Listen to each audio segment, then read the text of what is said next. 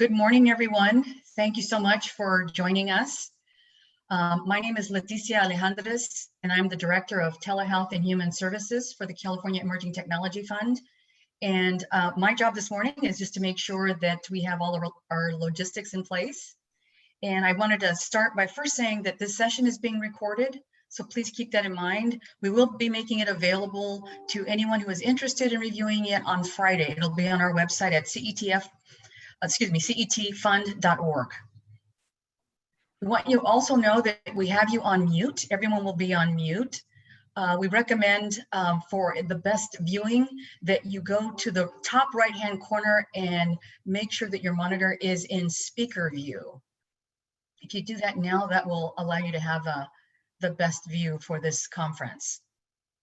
We also want to encourage everyone in terms of question and answers, if you could go ahead and use the chat feature.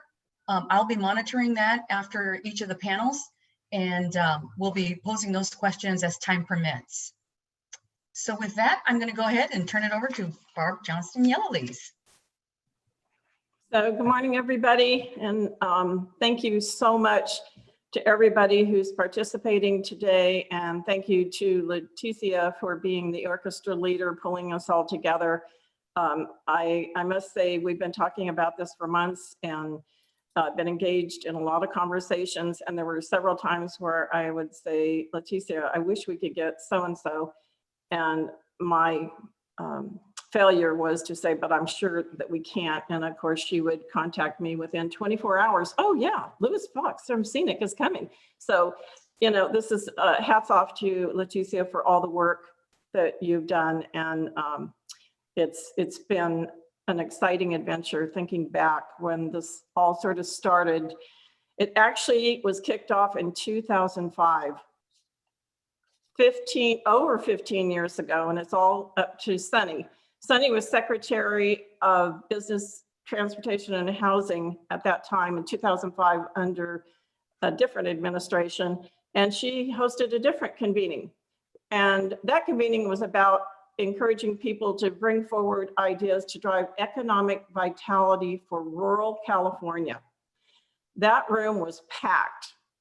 There were a lot of ideas, great ideas that came up. I think the meeting was scheduled to go for an hour and a half, and she literally waved a white napkin after 4 hours. People just stayed. There were a lot of people interested in doing something to improve economic vitality for rural California. But one thing came up over and over again, and that was the need for broadband in our state, specifically to support the expansion of telemedicine across the state of California. Following that meeting, many months later, CETF was created and Sunny became the CEO. CETF has been focused specifically on the digital divide in California for deployment and adoption of broadband ever since. It's what we do. I am so glad, having been able to serve as a director on this board all these years, that we were on that path, led by Sunny, because I can't even imagine how we would be providing healthcare services or education or communicating in our state if we hadn't been able to expand broadband. And I'll leave that expansion up to Sunny since she's the leader of that band. But that's been a really important thing, and I think California should be really proud for what it's achieved over these many years. It's been tough. It's been a really big challenge because you can imagine the places that didn't have broadband or who don't have broadband now, they're not easy to get the broadband out there. It's tough, it's expensive, but we're relentless, right, Sunny? Yes, We're not gonna give up till everybody in California, especially underserved communities, have access like everybody else. CETF actually provided the initial seed funding to create the California Telehealth Network. Sunny represented our board as a director on the CTN board for many, many years. So we've been involved in telemedicine for all of these years, for 15 years, in one way or another. We really have been a proponent of it. When COVID struck, we had a board meeting, I think that was in March, as I recall, and a lot of us were really upset because we kept seeing on the nightly news the really depressing numbers of seniors dying in nursing homes. And we were concerned too, not only about the patients, the residents really in nursing homes, but also the people who care for those people. And we thought maybe we could do something. So we as a board had a pretty lively discussion and decided to come up with setting up a model program to implement telemedicine in nursing homes across the state of California. Sunny brought on Leticia Alejandras. Wave your hand, Leticia, make sure everybody knows who you are. Stroke of genius, Sunny. So Leticia was brought on to develop and to lead the CETF initiative to set up what we want to be a model program, how to set up telemedicine in nursing homes.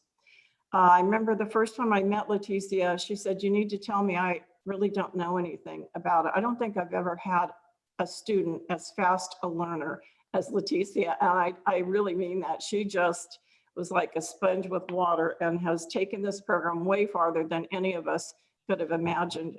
Thanks for everything you do, Leticia. It's affecting a lot of people, the residents in the nursing homes, their families, their friends, and all the people who work in those nursing homes.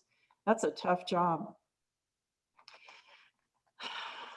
As we were thinking about what do we need to do to set up a model program, we met with a lot of people across the state. We met with a lot of people who are involved with telemedicine, providers. We talked to a lot of people who run the big organizations for all the nursing homes and assisted living, and a lot of people in government agencies.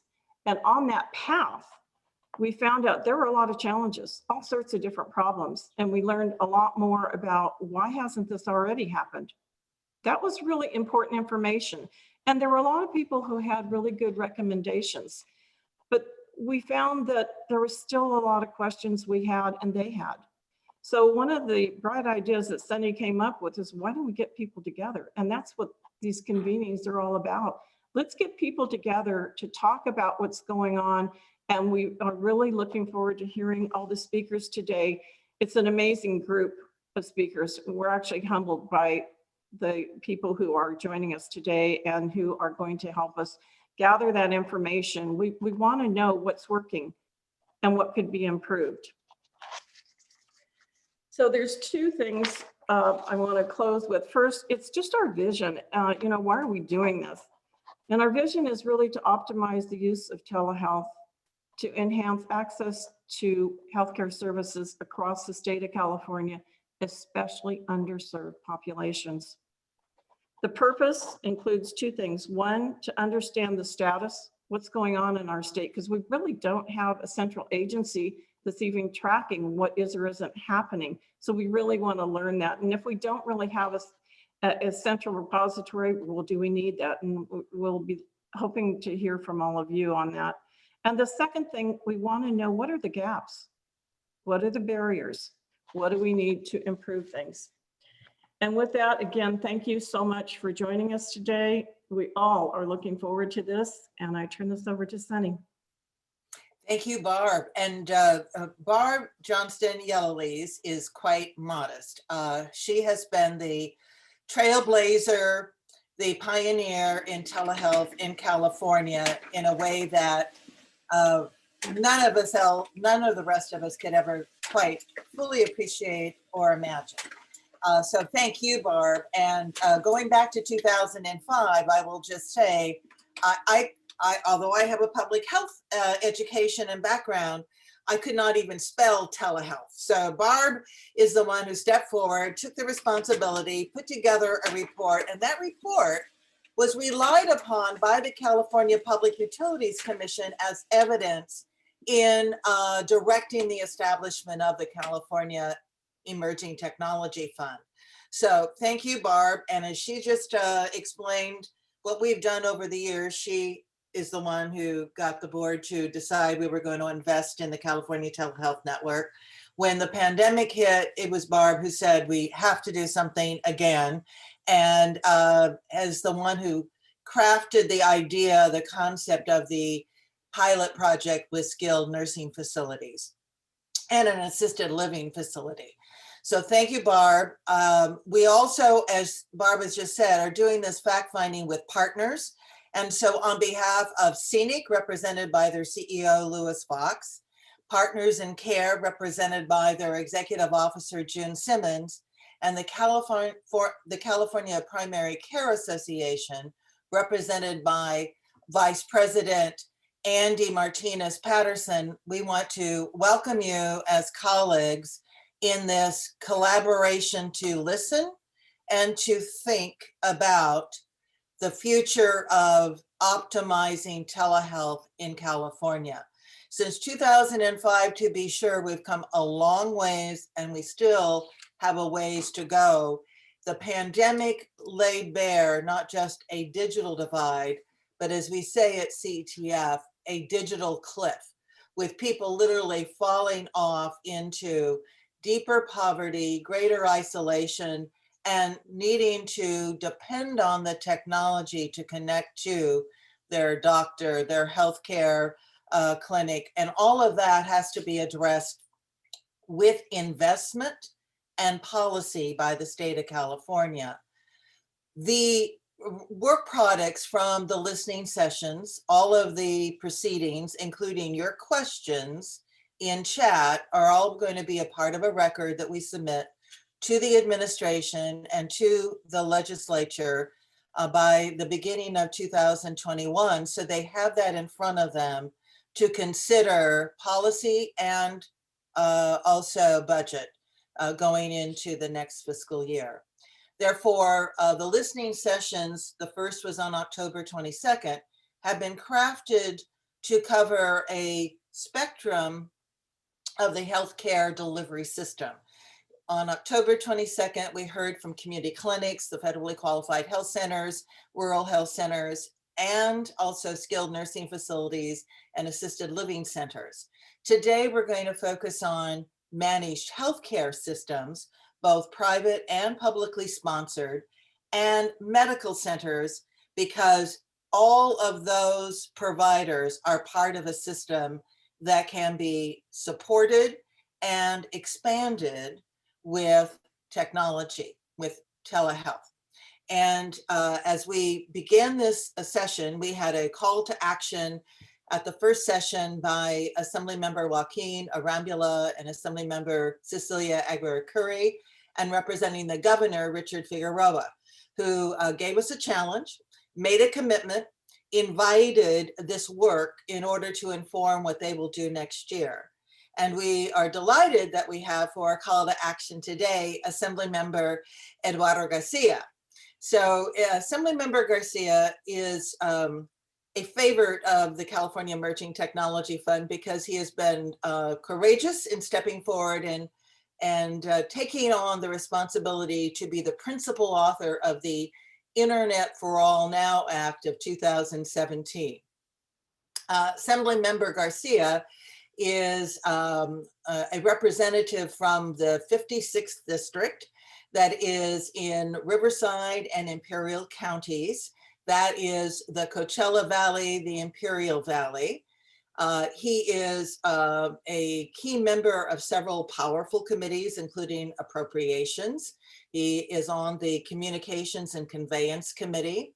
He also is a member of the Energy and Utilities Commission and committee, excuse me, and he serves on Superintendent of Public Instruction Tony Thurman's Digital Divide Task Force. And I didn't even mention yet that he chairs the Assembly Water Parks and Wildlife Committee, another powerful entity. As I know that our legislative representative, retired Senator Richard Polanco, will attest to, Assemblymember Garcia had the challenge of taking the Internet for All Now Act of 2017 through the navigating the treacherous waters of the legislature. And in fact, every time I hear Eddie speak about broadband, he says we still need to do telehealth. And as he will remember, we had telehealth in the original proposal for the 2017 Act. It got negotiated out. So we're back at this point, dealing with what Assemblymember Garcia had always envisioned. I am really pleased to also acknowledge that Assemblymember Garcia is going to be a joint author of the Internet for All Act of 2021. So you never get rid of us, Eddie. We just keep coming back and keep bothering you. We appreciate your leadership, your commitment. I want to give a shout out to Mark Rosso, who is your staff member, who is also on the call today. But ladies and gentlemen, it's a great pleasure to welcome for a call to action, the Honorable Eduardo Garcia. Good morning. Thank you, Sunny, for the introduction. And, you'll never get rid of me either. I'm going to. It's a deal. I'm going to tag along on all of these discussions related to broadband infrastructure, whether we're lead, joint, co-author, principal author, because of the relevancy to our district, because of our work on AB 1665, and because there was a lot of work pending to be, followed up on, and telehealth is one of the areas. And so let me just acknowledge this morning's lineup. You've got a pretty extensive group of folks that's quite impressive. A lot of experts in the field of medicine, in the field of delivering medicine in underserved communities of California.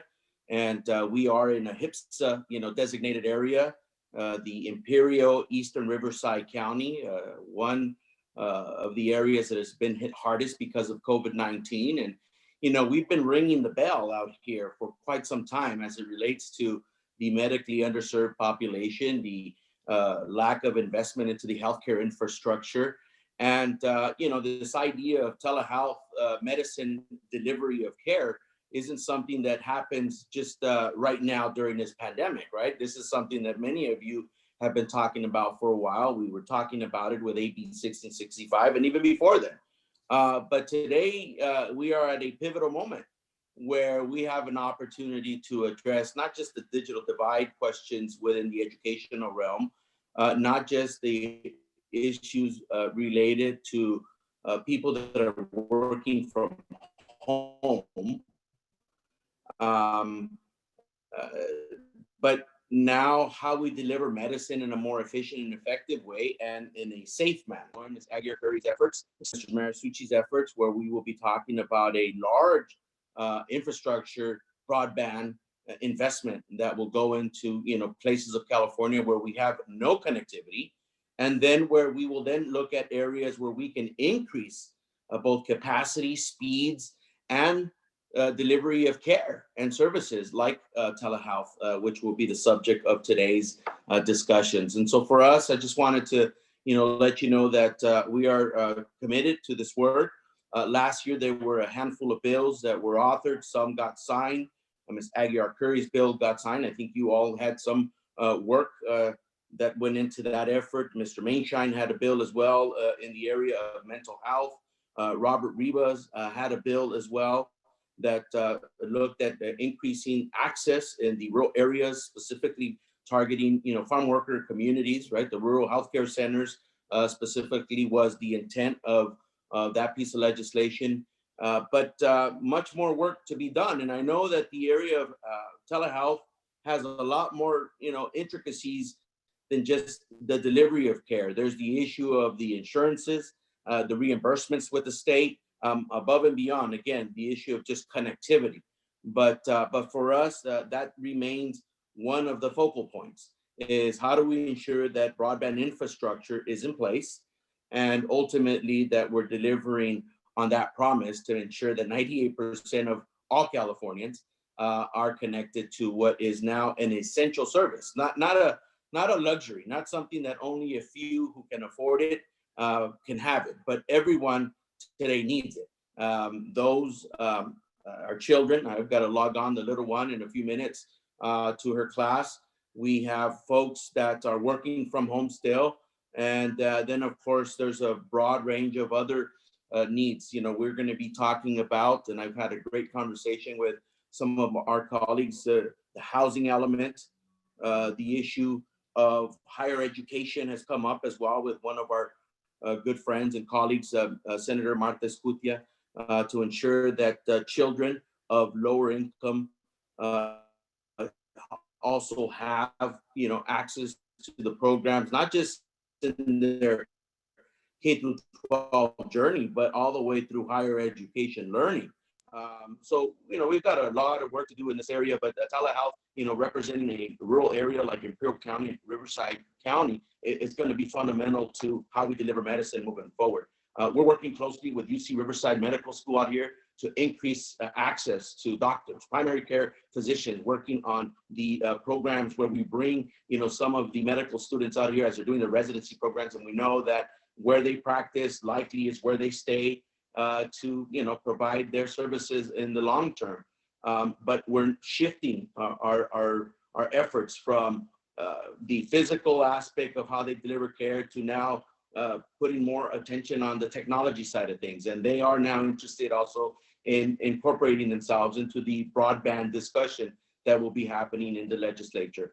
Last year we had two bills that we got to also participate in. One with Senator Lina Gonzalez and the other with Ms. Aguirre Curry. Both made efforts to modify AB 1665, really make the improvements that we were unable to achieve in 2017, whether it was higher speeds or, for that matter, making sure that we broaden those who could access the program. At the same time, looking at the necessary modifications at the Public Utility Commission to, in a much more expeditious way, kick out those dollars. And we know that, the $350+ million that were gathered as a result of extending the program is just not enough money. And I know that today we're talking about a fee in perpetuity. And when we talk about the bond, I think now we're talking about real dollars that can truly have an impact and meet the goals of making sure that everyone is connected. So when it comes to telemedicine, that is the future, not just in rural California, but in urban California. And we have to make sure that we have the capacities, the speeds, the technology, and that everyone has access to it. Not just a few that are insured, not just a few that have the good insurance, but that everyone has the same access and quality to care. I mean, I today, my primary care doctor is in Calexico, 90 miles away, and have the ability to log on occasionally. It gets a little shoddy, but I can hear him, and we get our message across, and ultimately it's working. So we need to make sure that everyone has that same type of care available to them. And I can tell you that we're working with a number of different legislators, and we're hopeful that our doctors in the legislature will take up the call to run with the issue of making sure that we modify, reform some of the policies that are necessary for purposes of making telehealth services in California that much more accessible to all people in California. So my commitment continues, as I started off saying. You're not going to get rid of me. We're not going to get rid of you. You're not going to get rid of me. And so it sounds like a pretty good marriage or partnership when it comes to the issue of broadband. I am very appreciative and honored that you've invited me to kind of chime in for a few minutes. I'm happy to take any questions, answer any concerns that you may have, or complaints for that matter. And again, thank you so much for the invitation.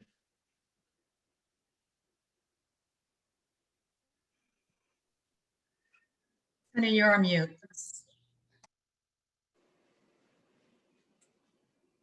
Okay, thank you, Assemblymember Garcia. Assemblymember Garcia just offered to answer a question. Leticia, if you have a one really choice question for the Assemblymember, I want to take advantage of his offer and say to you, Assemblymember, thank you so much for hanging in there with all of us. I'm glad to hear that we are now joined forever in this quest for digital equity. I say back to you that we will not stop until we have deployed every possible technology into the 56th district. It is a good test of exactly what we mean when we say ubiquitous broadband. You've got a huge district in geography. It includes tribal lands. It includes a lot of rural agricultural lands and communities that are very diverse in income, with a lot of kids needing access for school as well. So thank you so much. And on behalf of our board, our chair, Dr. Barbara O'Connor, and the directors who are participating here today, and I just want to acknowledge we have our vice chair, Renee Martinez, who is the president emeritus of Los Angeles City College, our treasurer CFO, Rich Mata, who is retired executive of AT&T. We have Jim Kirkland, who is a founding member and also general counsel to Trimble. You met Barb Johnston-Yellowies, a founding member. And you mentioned also, and I'll do a shout out to the former Senator Martha Escutia, who is really focused on affordability as part of the package of digital equity bills this year. You, Assembly Member, are really key in providing continuing leadership and bringing together the members in the Assembly to support the leadership of Speaker Rendon, and also working in the Senate with Senator Gonzalez to have consensus between the two houses. So I thank you, Assembly Member. Do we have a question? We do. We have one, and I'm hoping that this is from Hector Ramirez, and his comment is really around being inclusive with folks who need ADA access. It says maybe moving beyond old and outdated, albeit term telecare, to make it accessible to all, especially the people with disabilities that depend on this remote healthcare services. Telecare was originally limited to just telephone services, which are not accessible to the general public, to the folks with disabilities. So I think the question is really around, let's not forget those who have disabilities when we're thinking about telecare, telehealth. No question about it. And I think to that point, maybe it's words matter and how we describe it matters. And so thank you for raising that point. Thank you, Assembly Member Eduardo Garcia, and we'll let you go be the daddy and get your child online for distance learning, and we will be working together a lot again this year. So thank you very much. Looking forward to it. Thank you all, and you have a good day and a productive conversation on this matter. Thank you, Assembly Member. Take care. Thank you. We're now going to also turn to our second call to action from Dr. Glenn Young, who is on the faculty at the University of California, Davis. Dr. Young has an impressive background of having worked in long-term care, post-acute care into skilled nursing facilities. He also has been an expert counselor to the California Emerging Technology Fund, and he is serving as the medical director for the pilot project that Barb described.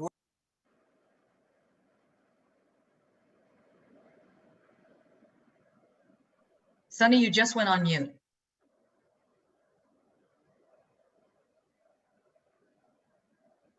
We are still trying to work out the technology. I want to make sure that everybody heard that Dr. Young is our medical director for our pilot project with skilled nursing facilities and the assisted living center.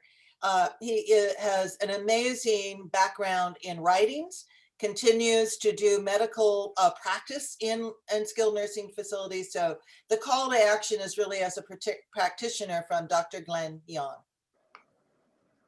Thank you, Sunny, and thank you, Barb, who I've known and I've communicated with for a long time, and now Leticia for really working with us on the day-to-day activities to get us off to the ground. And we had a meeting just a few weeks ago, and we got a lot of excitement from different administrators and medical directors, CMOs of programs who are going to get us started on this pilot.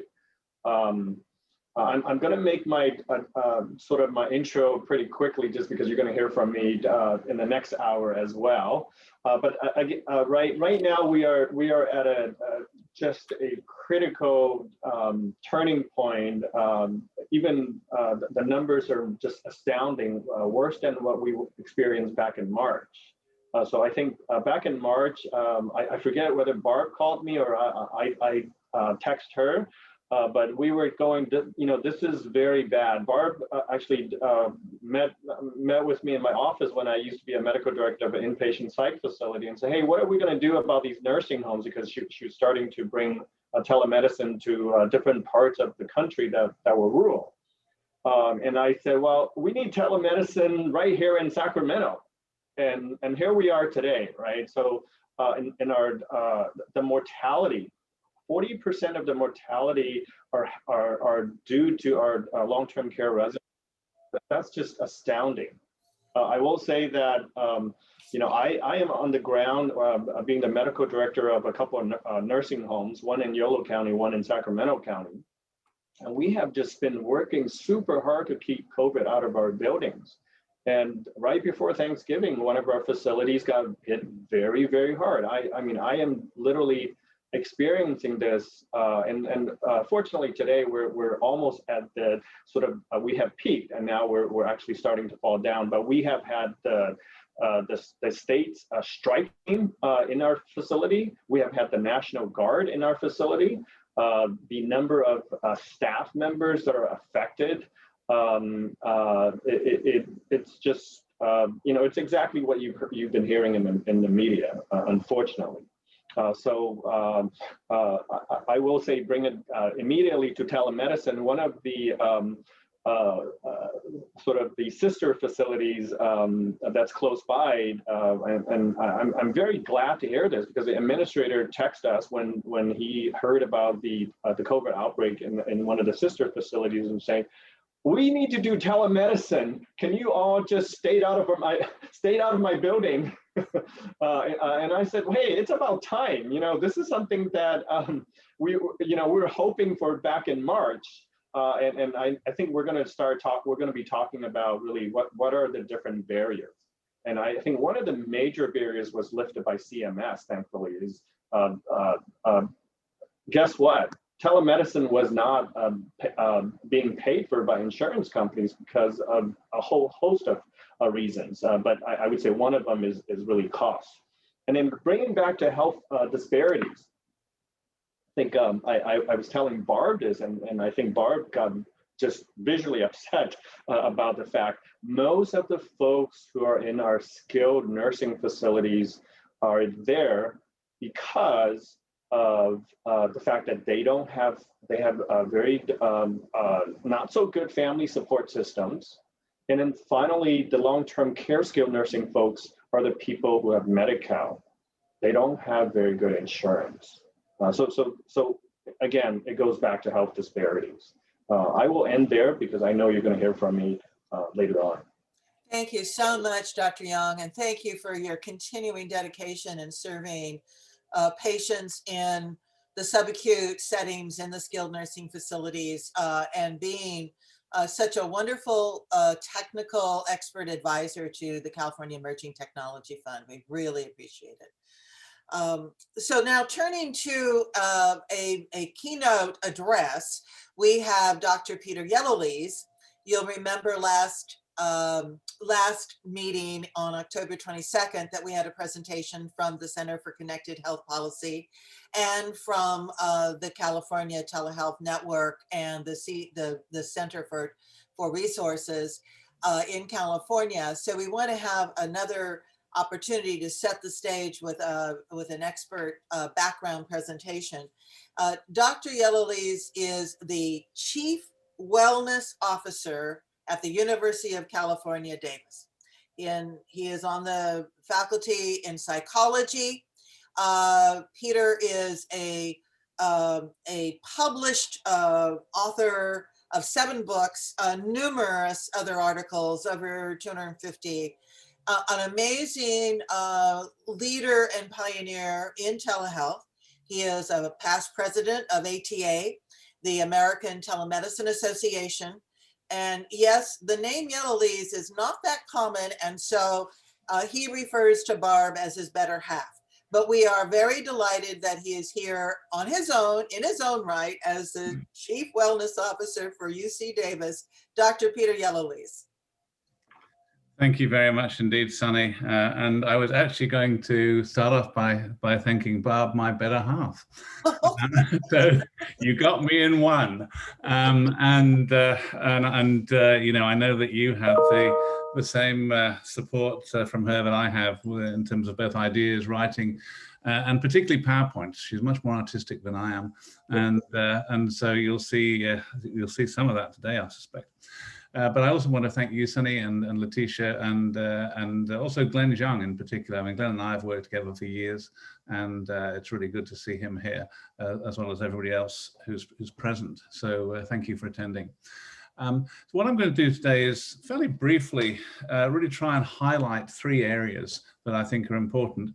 The first is just some of the uses of telehealth or virtual visits, whatever we want to call it, in California at the present time. I mean, who would have thought that you know, a pandemic would be the thing that actually brought telehealth to the forefront and really has taken it past a tipping point in terms of use. Secondly, I'm going to look at the drivers of change going forward that I think we can focus on and support to ensure that we do actually make good changes. And thirdly, I'm going to take a sort of fairly strategic look at telehealth and how we can advance that in the future and how we can think about it perhaps a little bit differently from the way many people have thought in the past. So just briefly, so everybody's on the same table, when I talk about telehealth, I think of 3 different approaches. Most people think of synchronous or real-time interactions, whether it's by video or phone. But there's also asynchronous, often thought of as being store on forward, where we send information and comment on it. So that's a good example of that is your patient portal that you work with, you contact your doctor through. And then the third thing is remote patient monitoring, everything we do at home, and particularly using mobile devices and smartphones and data from those sorts of devices. So we're looking at all of these 3 areas, and they all have the potential to revolutionize the way we provide care.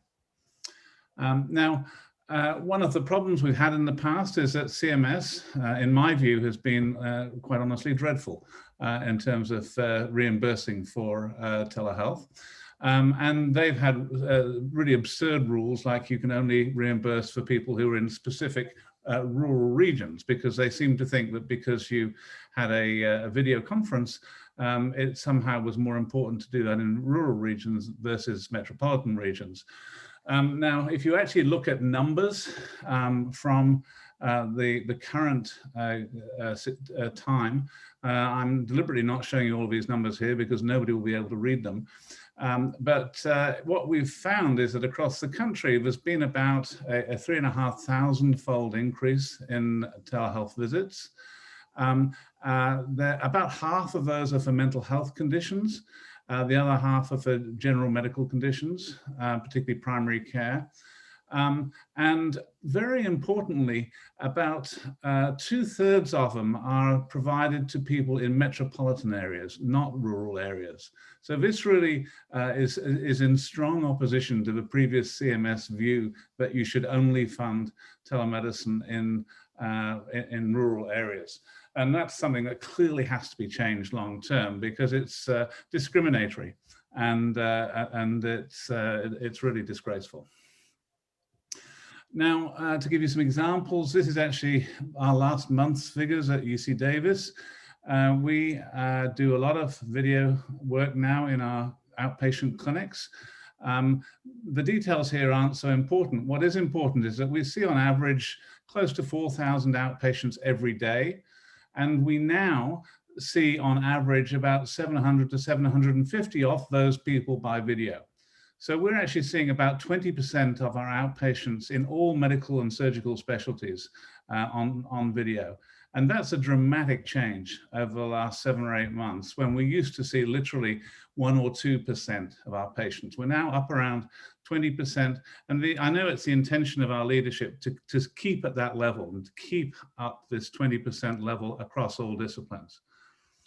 If you actually look at psychiatry, we've gone 100% virtual. I haven't seen a patient in person since March the 16th. And I have continued seeing a full group of my normal patients, as have my colleagues. One of the things we found is that not only did we not lose patients, in fact, everybody continued seeing us. We see people both on video and if necessary on the phone. But we've actually only had half as many no-shows as we usually do, because people are actually able to come to their visits more easily. And if they have forgotten, for instance, we just phone them at home and then connect straight up with a video, because many of them are at home or close to a mobile phone. So in fact, we've actually seen more patients than usual in the last 9 months. And that's a pretty general experience in my own discipline of psychiatry across the country. Now, if we look at some of the commercial companies, and I've just done this with a couple of companies by looking at their phone discussions with their investors. Teladoc's a private telemedicine company. In Q3, they increased their visits 3 times compared with 2019, doing about 2.8 million visits around the country. Their revenue equally increased, as did their new registrations. The 2 disciplines that went up most were dermatology and psychiatry, both increasing by more than 500%. And very interestingly is how Teladoc pays for their services. They have actually 51 million paid up US members. So they essentially charge employers and insurance companies a membership fee, and offers 51 million US members. Only 21 million actually pay an exclusively user visit fee each time. So they've got a very blended financial model, which seems to work very well. And it's a good way, but I think we should be going forward. If you look at Amwell, it used to be American Well, another big just gone private company. They've had their active providers increase nationally by 930% in the last year. Their Q3 visits increased by 450%, as did their revenue. And they're also charging about 50% of their fees on visit costs and 50% on subscriptions. So I think they're both interesting models that we can learn from, and both companies doing very well. Now, in other countries, Australia, where I lived for 20 years, Medicare has just literally last week declared that they're going to routinely fund telehealth consultations in all disciplines. And during COVID so far, with a population of 27 million, they've done over 40 million online consultations, which is a huge number. And what do patients want? A very recent survey from Press Ganey, one of the companies that is involved in the quality field, basically showed that patients traditionally have always said they want ease and convenience. Now, during COVID, they've been saying they want trust as well as choice. And those are very important changes. And they also, patients are increasingly thinking of care as a journey. They're not thinking of care as just a single consultation with someone. They're thinking of the process before care, the scheduling, the organization, the pre-website, the information they can find. Then they're thinking of whatever actually was the consultation for, or perhaps the intervention. And then finally, the aftercare, the follow-up, the checking that people are okay. And so I think we've got to increasingly think of care across time, which obviously some institutions are doing, but certainly not everybody. So that's a broad view of where we're going, of what's happening now. What are the main drivers of change? There are 3 of these. The first is the relaxed regulations around the COVID emergency. Essentially, licensing has changed. We're allowed to now go across state lines. Reimbursement has changed dramatically. There are no longer barriers for geographic reasons. In other words, not being able to be paid for patients in metropolitan regions. And also telephony is being paid for. Prescribing has changed in that we're now allowed to prescribe controlled substances.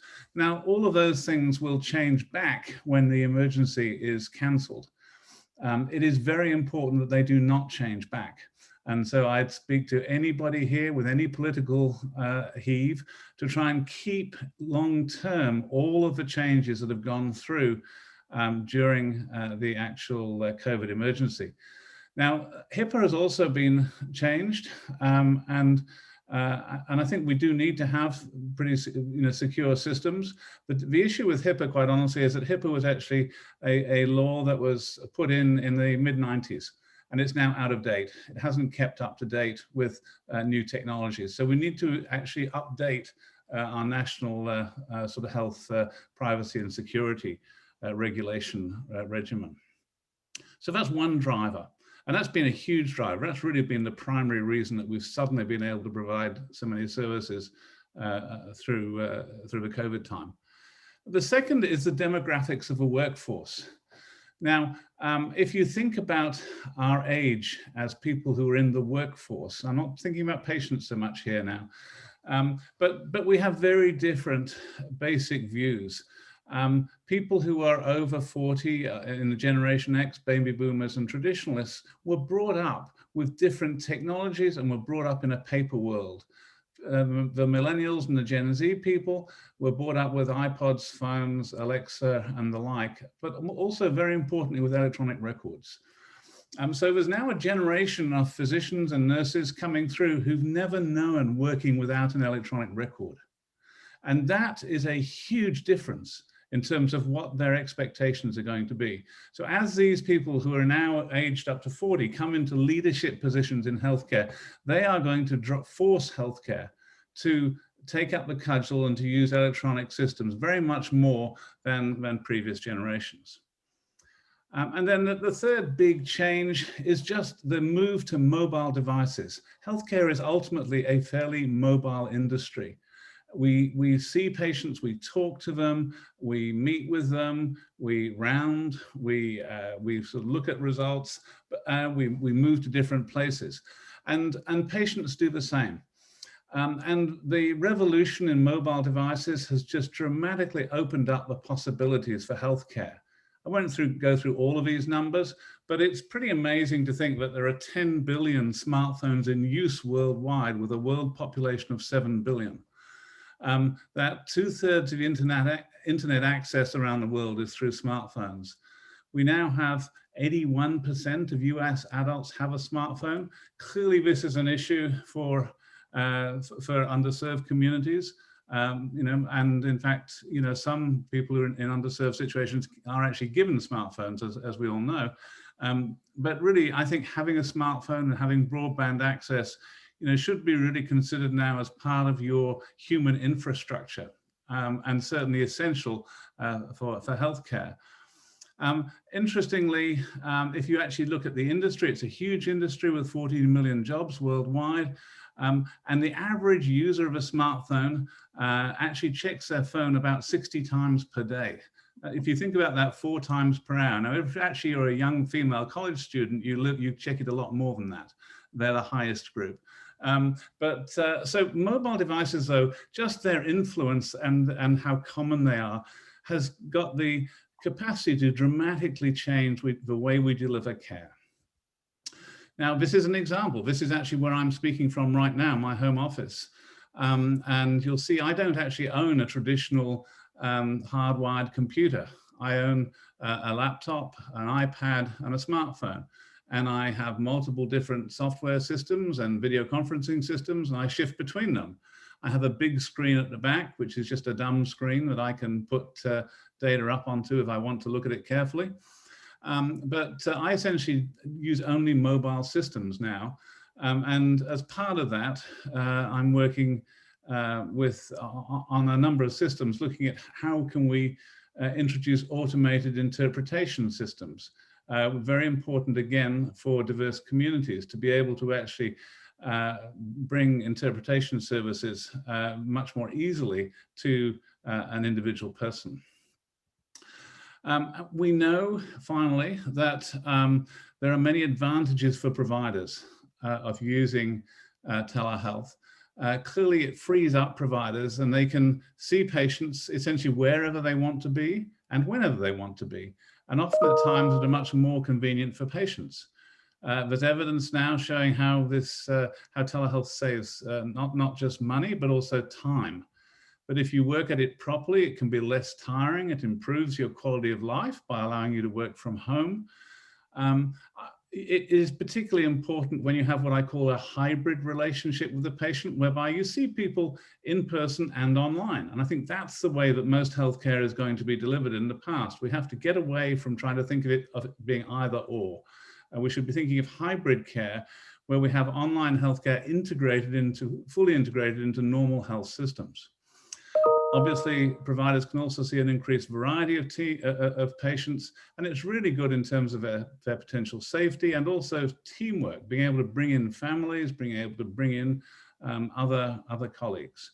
So a lot of advantages, and I think we need to sell the advantages of telehealth a lot more than perhaps we've done in the past. Now, how are we going to advance this agenda and to improve our policy and ultimately funding and patient care? I want you to think now about going shopping.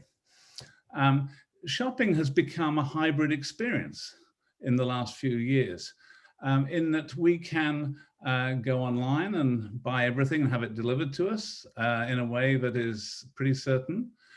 Or we can go to the shops and we can look at things there and then we can order them. It's become convenient, easy, and it's become much more trusted. If you remember the early days of online retail, nobody trusted it. We weren't sure if we could even put a credit card into the internet. So we've essentially developed a hybrid process for shopping, where if we really want to use cash, we can go to a local shop. But if we don't want to use cash, we just buy online. And I think what that's done has created really a massive choice of goods and services that are mainly bought through mobile platforms that take electronic payments and are easily monitored. And importantly, you can return things if you don't like them. You can actually get to find out what went wrong or what didn't suit you. And so if you look at what's happened with the retail industry, they've essentially done three big changes. They've changed their whole sales workflow and become much more consumer focused. They've increased the choice and the range of both services and goods. And they have put in very impressive IT systems to continuously monitor what's going on, to predict times that for instance, packets will arrive at your home. And they've invested very heavily in data capturing, mainly in using passive approaches, and then feeding that data back to the consumer so that the consumer knows more about what's going on. Now, we should be doing exactly the same with healthcare. We need to use this hybrid model of retail, I believe, as a model for the way a lot of our healthcare systems run. So, for instance, these are the areas we need to make changes. If you look at the changed workflows, we have to focus much more on the consumer experience. And again, with CETF, that's where the importance of diversity and the underserved comes in. Clearly, broadband and mobile device availability are really crucial. And I'm adding mobile device availability to broadband for Sunny to think about, okay? Because I think everybody should have phones as well as broadband.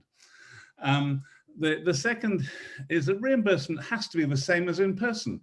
We don't expect to pay a different price when we go if we buy from, say, Macy's online versus Macy's in the store.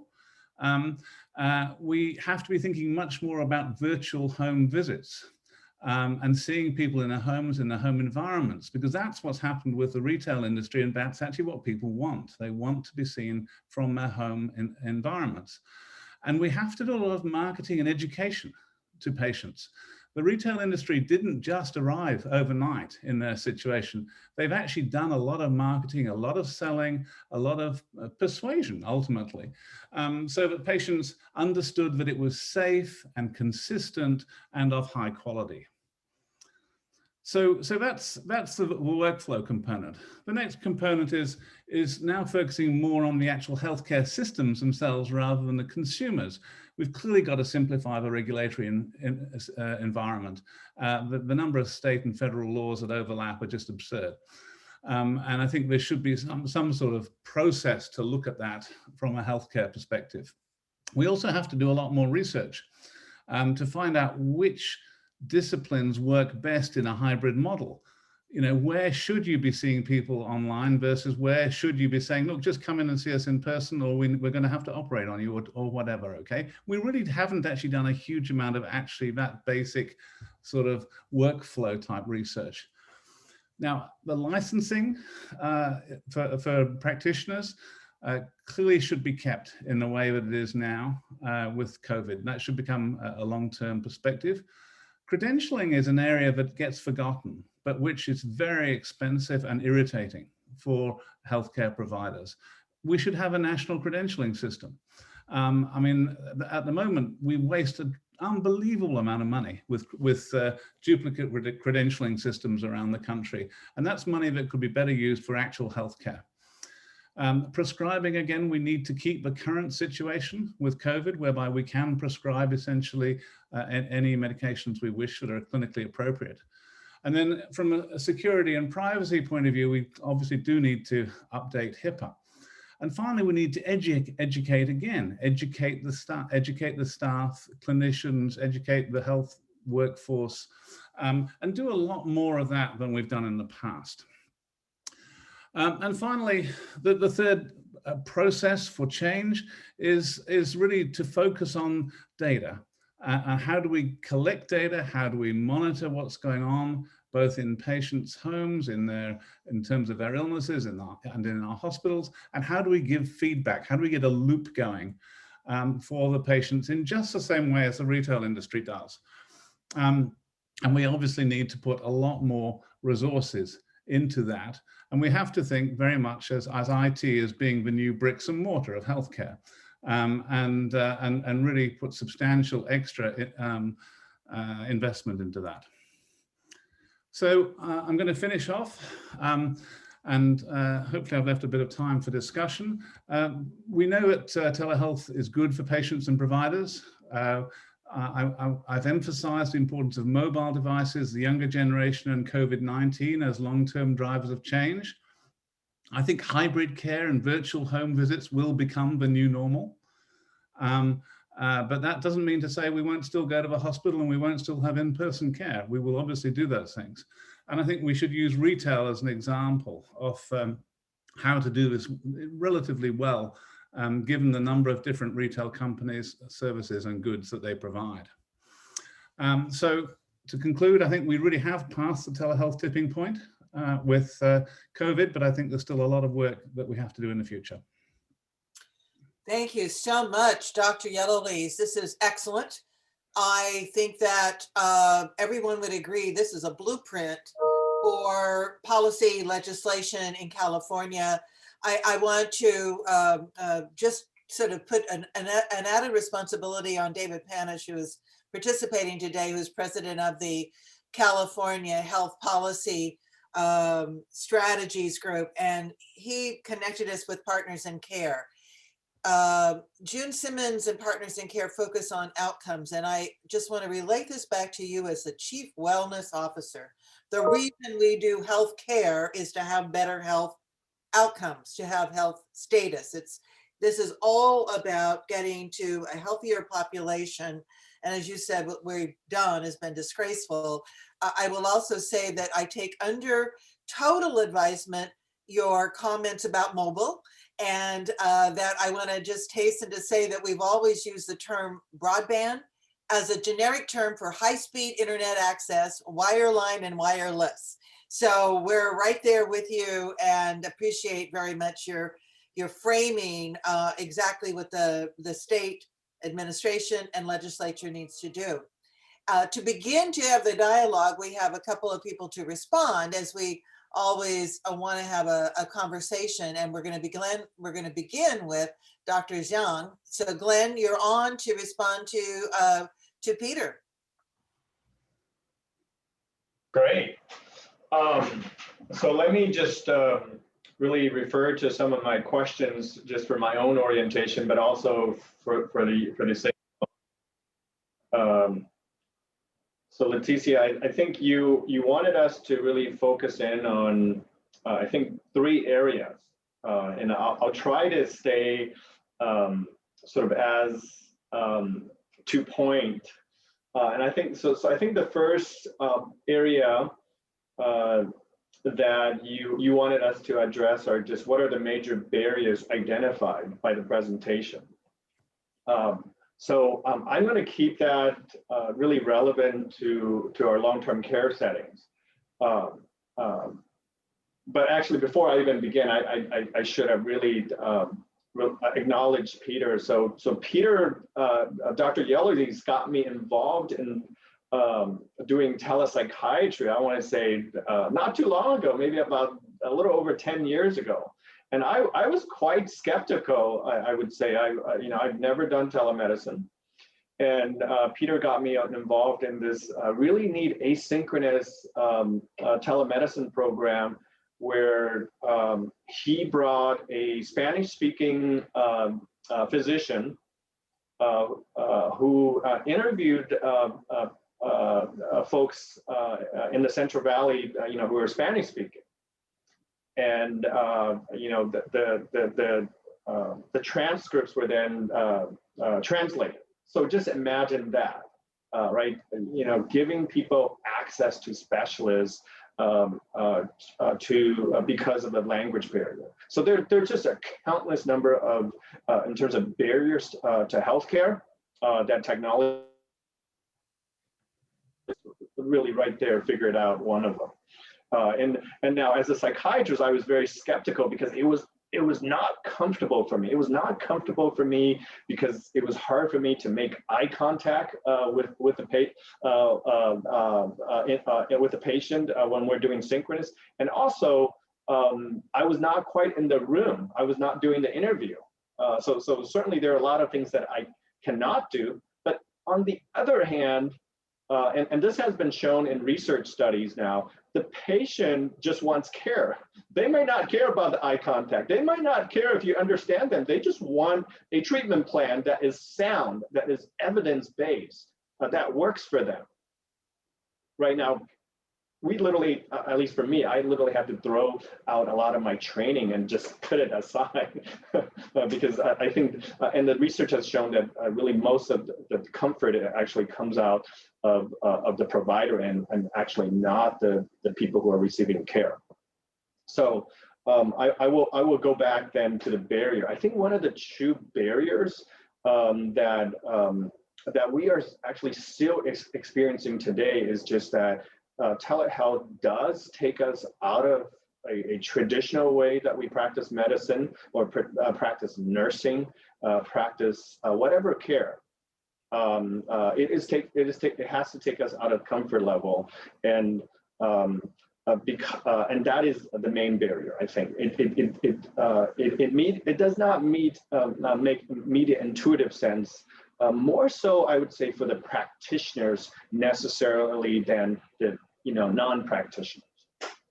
So some key action steps. I will say that there are a couple of items that are very different. I know our next speaker is Liza Hefner, who is from the AARP. There's a couple of differences I hope Eliza will also touch on, but a couple items that I see that are very different when it comes to providing telemedicine to a nursing home world or long-term care or congregate setting is that right now in the setting of COVID, the facilities are overwhelmed. There's a shortage of staff. There is a lot of anxiety, right, being in terms of the folks who are in the facility as well as the folks who are outside of the facility in terms of what is going to happen to me. Where is the usual caregiver who is helping me? What is all this noise and commotion around us? And then the family members, is my mom or dad going to pass away because of COVID? Or if they don't have COVID, are they going to contract COVID? So again, I've had multiple conversations with family members. What room is my mom? Can you move my mom so that she's not in the same room as someone who's coughing, even though they both have COVID? When it comes more to the immediate aspects of telehealth, so all of you, right, have sort of gotten used to Zoom or whatever telemedicine platform that you're using. You've gotten used to the robotic voice. You've gotten used to the loss of connection. You've gotten used to, turning off the video so that you can hear the audio better. It's the same issue with a nursing home, except I would say people who are making this telemedicine work are more likely to they're more likely to be inpatient, and they're more likely to give up just because of everything else that is happening. Dr. Dielli's point out a really good perspective is telemedicine should be reimbursed just as much as in-person care. Now, I would like to add on to that in fact, telemedicine for long-term care settings they really need to be actually reimbursed even higher because it is different than traditional primary care. You're not just calling a person who is cognitively intact, who can understand everything that is being spoken to them. They don't often understand the medical aspects of care. There needs to be even greater reimbursement for care coordination, for communication. As Peter said, the delivery of care, we should all expect that care delivery is more like a journey. So just because someone is going from a hospital to a nursing home to an emergency room or back to a home, they really should have a sort of we should expect a similar level of quality, and that the providers are also talking to each other. I don't think that is happening today, and I don't think that is happening largely because of reimbursement issues again. I often joke with people, I like talking to families because I get to understand the person. But guess what? There's really no payment recently where there's a tiny bit of a payment for advanced care planning. But are we doing enough advanced care planning? We are not, because again, the reimbursement is still falling behind. So I would like to just reiterate, I think that we are going to, in terms of our project, we are going to probably run into the same type of challenges with the connection, the quality of the connection with when we're trying to deliver telehealth. A lot of Wi-Fi boosters for the facility so that there's literally good connection into the rooms. But I anticipate a challenge. I anticipate there are human resource challenges that are happening. CMS has recognized that. They're paying literally $20 for helping with making a telehealth visit. In my opinion, I don't think it's adequate. I know that a lot of health systems are subsidizing for that. And then thirdly, I think we continue to need more care coordination, because the technology is allowing us to provide care coordination, but the incentives are not quite there, in that in a limited resource setting, you really need to incentivize people appropriately. So I will leave it at that and pass on to Eliza. Great. Thank you. If I just might comment, Dr. Yang, briefly, you're reminding us why the California Emerging Technology Fund in part is back working in this healthcare arena with telehealth. And that is, we are advocating for significant investments at the state level and the federal level for the infrastructure, for wireline, wireless, in order to improve the telehealth visit experience and the connection between a patient and that patient's family and the providers. So I think it's important for us to underscore that. And I want to tell you the order of magnitude that we're calling for, that Assemblymember Garcia is well aware of, and all the colleagues that are going to join in legislation, is we need about $7 billion of state investment from the action by the state of California in our infrastructure in California, and we're calling for another $100 billion nationwide from the federal government. So we are very mindful that there has to be the infrastructure that supports the delivery of service. And as you just said, now our next responder is Eliza Hepner, who is Director of Programs for the AARP Foundation. And we're fortunate that AARP is ubiquitous, it appears, and can be very active at both the state level and the federal level, as you and Dr. Yedelise has pointed out we need. Eliza also has a background in working for the U.S. Department of Health and Human Services, which is very, very helpful in getting us the right policy at the federal level to interface with what we need to do in California. So let's turn to Eliza Hepner. Great, thank you so much. And thank you for inviting me to be here. As you mentioned, I used to work at the Health Resources and Services Administration as part of HHS. So it's nice to hear some familiar acronyms and talk about HIPSAs and PCAs and rural health clinics. So these topics and issues are near and dear to my heart. I've been at AARP Foundation for almost 4 years now as the Director of Programs, and AARP Foundation is the charitable arm of AARP. So we're a part of that larger enterprise, but our focus is to serve members and non-members alike, with a real emphasis on ending senior poverty and focusing on low-income older adults.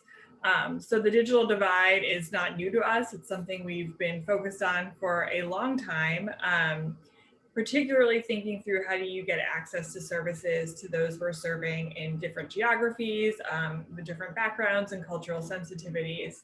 I wanted to highlight today, building off Dr. Yellis's presentation, another piece of all of this that I think fits nicely with the telepsychiatry is social isolation. So we've been in that space at AARP for, I'd say, almost 8 years. And the COVID-19 pandemic has really exacerbated that issue for older adults, as well as I think many of us are starting to feel what it's like to be isolated for the first time. So when we're looking at how do we connect folks to services, often the healthcare provider is their main access point to community-based services in the outside world. So telehealth plays a huge role in that, both outside of a pandemic, but particularly right now when we're thinking about seniors living in affordable housing communities, living in nursing homes, being able to connect outside the world has an incredible impact on their overall health. So a study that we often cite is that being socially isolated it has the same impact of smoking 15 cigarettes a day.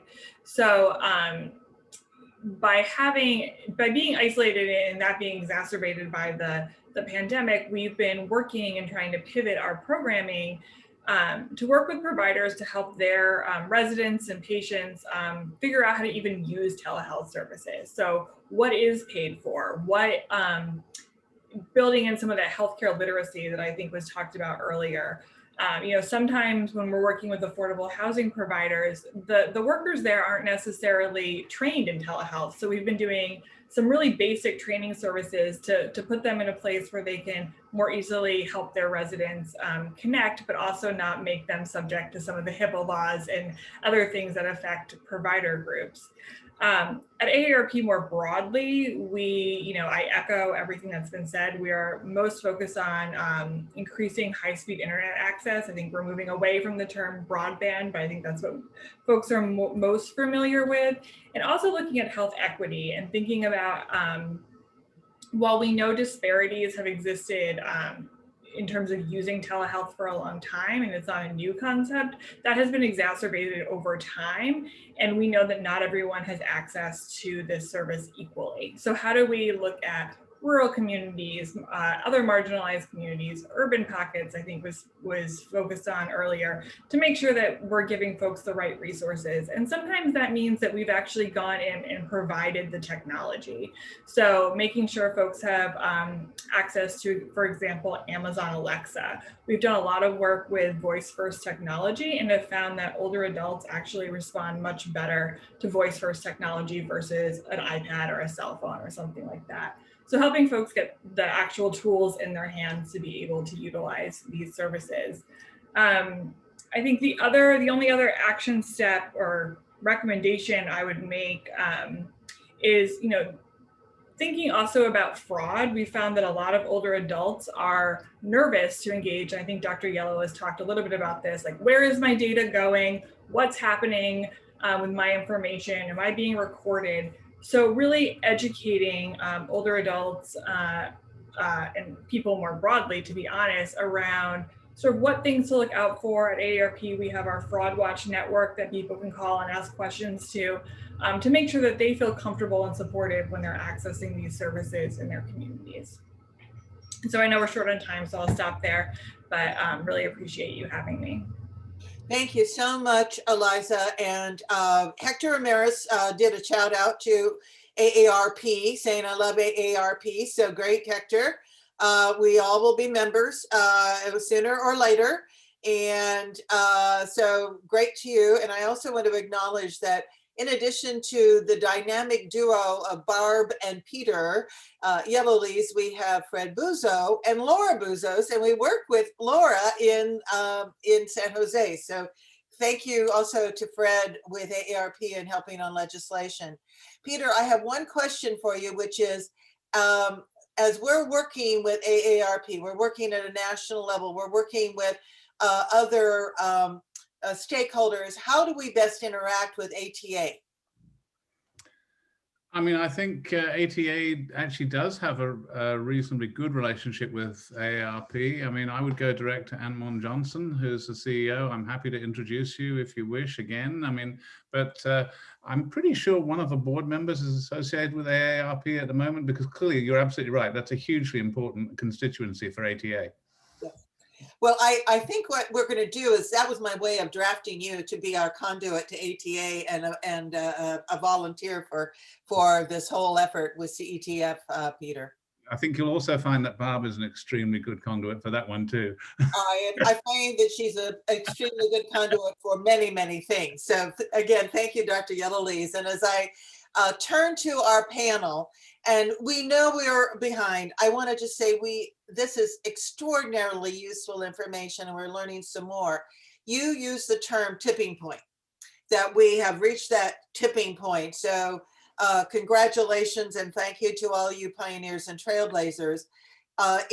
Integrating telehealth and optimizing it into healthcare delivery systems is the way we institutionalize, I think, the practice that then can be reimbursed, and the reimbursement, of course, reinforces the practice. And you and Glenn and Eliza have set the stage very well. We have in our first panel the private managed health plans being represented with Kaiser Permanente, Blue Shield of California, and United Healthcare. I'll introduce each of them individually, and then we have a response from the Department of Managed Healthcare and the California Department of Insurance. Both DMHC and the Department of Insurance have responsibilities for overseeing and regulating the health plans. And so our structure here is to hear from the health plans, first the private and then the publicly sponsored, in order to understand how we take advantage of, if you will, this moment in time. If we've reached the tipping point, how do we ensure that we embed and incorporate as part and parcel telehealth in the delivery of health services through your plans? So starting with Kaiser Permanente, from the Southern California Permanente Medical Group is Dr. Kang Wen, who is really continuing to forge the frontier of remote medicine. And I want to also thank Julie Miller Phillips for ensuring that you, Dr. Wen, were able to participate. Let me turn to you, Dr. Wen. Thank you so much. Are you able to hear me? Yes, we are. Thank you. You know, first of all, thank you for having me. It's been a very rich discussion so far, really. And I'm glad to hear that there's so much synergy and alignment. And I especially appreciate Dr. Yellowlees' presentation, because a lot of what I'm about to talk about actually aligns with what he just said, which is pretty good, right? When you have two clinicians from who've never met and who are designing systems, and yet they've come up with very similar designs and thinking around telehealth. And to your point, integration into the healthcare delivery system. So the first question I think Leticia wanted to address was, to what extent do we use telehealth for our members? And I actually framed my the extent very similar to what Dr. Yellowlees had actually alluded to. We actually think of it in terms of in Kaiser Permanente as synchronous and asynchronous care, very similarly. And we think of it in terms of both specialty and primary care.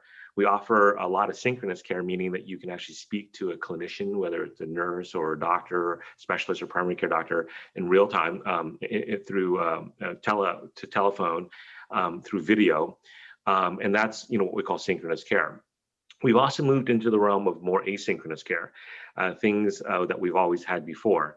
So you can email your doctor or your doctor's office. That's primary, and they can respond a little bit later. With the COVID response, we actually started to delve into things called e-visits, which is a little bit more asynchronous, which is effectively what Zhang was alluding to, was basically patients fill out a questionnaire online and they can actually get a response either minutes or hours after that. So we've actually had a very robust COVID response to testing around that, where patients actually fill out a questionnaire, for lack of a better word. They get an automated test, and they just go in and get their test. There's actually no speaking to a clinician at all. So speaking about the labor workforce and saving that, this mode of telemedicine, which is asynchronous self-care, has actually really saved us, because we had a really huge surge, especially right after the Thanksgiving weekend. We are starting to get into more asynchronous care with chat bots. So getting into some artificial intelligence, machine learning, and figuring out what can we do beyond kind of questionnaires. So for lack of a better word, dynamic questionnaires and dynamic navigation. Some of the words that I heard so far that ring true are the journey. So not just for care delivery, but how do you use an intelligent navigation automatically to move a member from appointing to the care provider to after, what do they do afterwards? So that's synchronous to asynchronous care. We also have store and forward, which is another common language that Dr. Yellowlees has alluded to. We have that for dermatology, where patients will actually take a picture online. It gets to a pool of dermatologists that can actually answer it. We actually have clinician store and forward, where clinician will actually take a picture in the primary care office and then send it to a dermatologist.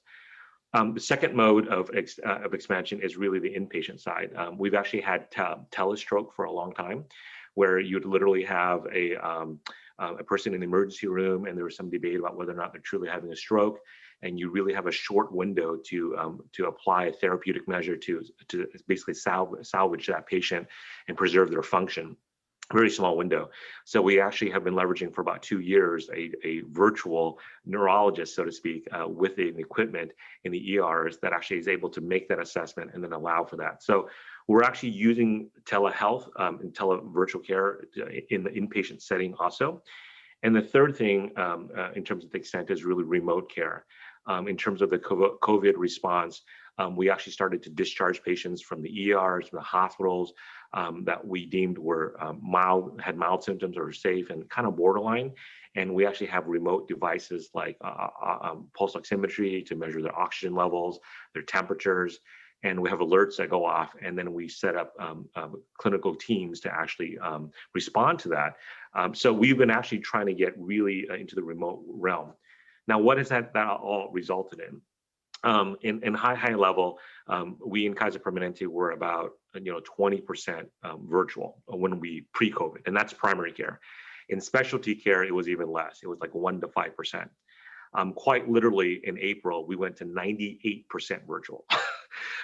So very similar to the psychiatric experience. It was really 98% virtual, and our specialties, same thing, went to 80%. The biggest challenges, as Dr. Zhang had alluded to, was actually our clinicians, getting them used to getting them competent, digitally competent is what I put in the chat, having them know how to use a video format, being comfortable. One of the biggest things we found for our providers was really being able to interact through video or phone and have the electronic medical record on the side. So believe it or not, using 2 screens was a big deal. And basically getting everyone 2 screens was a huge deal, where you have to talk to someone and you're looking at the electronic medical record at the same time. So I don't know if other clinicians in other areas have had that same experience, but that was really the biggest challenge for our clinicians, was really to kind of go back and forth. So there was a whole workflow process around that. What do we have plans to expand telehealth for our members? Absolutely. I think the speakers so far have alluded to this. I think of this like a rubber band. I think we will go back to some face-to-face. Patients want it. There are things that are needed. The filtering is important, but it's a rubber band. Once you pull that rubber band, it will never come back to normal, right? We've extended to a lot of virtual health, and now when you let the rubber band go and we quote unquote go back to normal, that rubber band is now stretched a little bit and it won't go back to normal. So we just have to be prepared for that. Choice is very important as we think about how we improve population care health to address economic inequities and racial justice. We have to recognize that people who don't have a choice on their end, they have devices. They either have a phone, may or may not have a computer. They may have super high-speed internet that can accommodate video. They may not. So from the care delivery side, what we try to do in our plan is to provide choice. Not just choice for preference, but in some cases, that's all they have. Some people can only do a telephone call. They don't have enough high speed to do a video. So on our side, we have to provide enough choice that facilitates multiple modalities for telehealth care. And so I think that I'm just going to keep this brief because I know we're out of time. I think some issues that were brought up were around credentialing. That's really, really important for us. That does chew up a tremendous amount of time. Licensing, credentialing, is if there's a better way to do it, hospital to hospital, for example, that will actually open things up, quite a bit for us. And then the high speed issue. The biggest failure in our video rate is basically with patients at their homes, and they don't have high speed. And the other thing I put in the chat box that was really important is perhaps having some public announcement on how to increase digital literacy, videos, how to use your phone, not just if you have the connection, but where do you go to turn on some settings, to turn on your video. I think these are things that are really challenging for people who are on the other side of the millennials, who have a smartphone but just don't know how to use it. So digital literacy on the computer, I think is really important. So I'll end there. And Leticia, hopefully I've answered most of your questions, but we're excited. I'm excited to hear everything that's being said here today.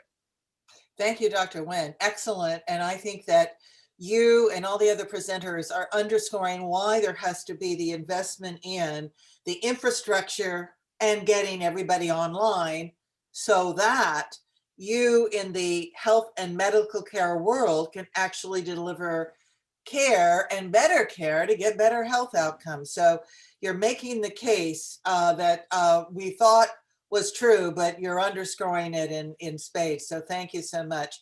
And that's why Julie Miller-Phipps' work as a civic leader in getting high-speed internet infrastructure throughout Southern California is so important.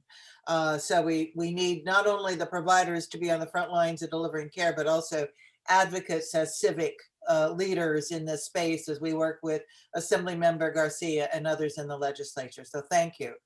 And now turning to Blue Shield of California, we have the Principal Telehealth Program Manager, Olivia Chung. Olivia. Hi, everybody. Can you hear me? Hi, Olivia. Can you hear me? We can. Awesome. Well, thank you so much for having me. This is, I would say, one of the best conference. I feel so honored to invite it and to present and to share what we have been doing at Blue Shield, but also listen to the expertise in this room. So once again, my name is Olivia Chung. I am the Principal Telehealth Program Manager of Blue Shield of California. So before I start, I just want to do a quick introduction. I actually been a telehealth provider myself since 2004. And we're talking about before internet, before Google. And I started with phone, and I'm a registered dietitian. So it is actually a practice area that we utilize telehealth a lot and from the very early ages. So I think in addition to speaking on behalf of the insurance company, I also speaking on behalf of the provider who's using telehealth as well. So anyway, so at Blue Shield, before the pandemic, and I'm talking about way before 10 years ago, 2012, 2010, we have already implemented, established the virtual care services. So when the COVID hit us, we were very ready. So let me take a step back and share with folks that what are some of the virtual care services that we have been providing for a very long time. And I saw one of the comments on the chat is that, we need to make sure that choices versus, one or no choices. And we have been focusing a lot on variety and making sure that the services, the telehealth services that we provide are hitting every single modality, sequences, asynchronous, and also remote monitoring. So at the very beginning, we have been implementing the nurse line, which is 24/7, zero out-of-pocket cost. So member can dial the number and talk to a registered nurse if they have any symptoms or any concerning health problem that they are unable to talk to their provider. They can use that line to access to some level of services. So that's one, right? That is basic. And when it comes to virtual visit, we have been offering that services, a virtual visit platform to our members since 2012, as early as I can remember. And then we also have a preventative digital platform called Revolution. And you can, if folks interested, you can look up Blue Shield of California Revolution.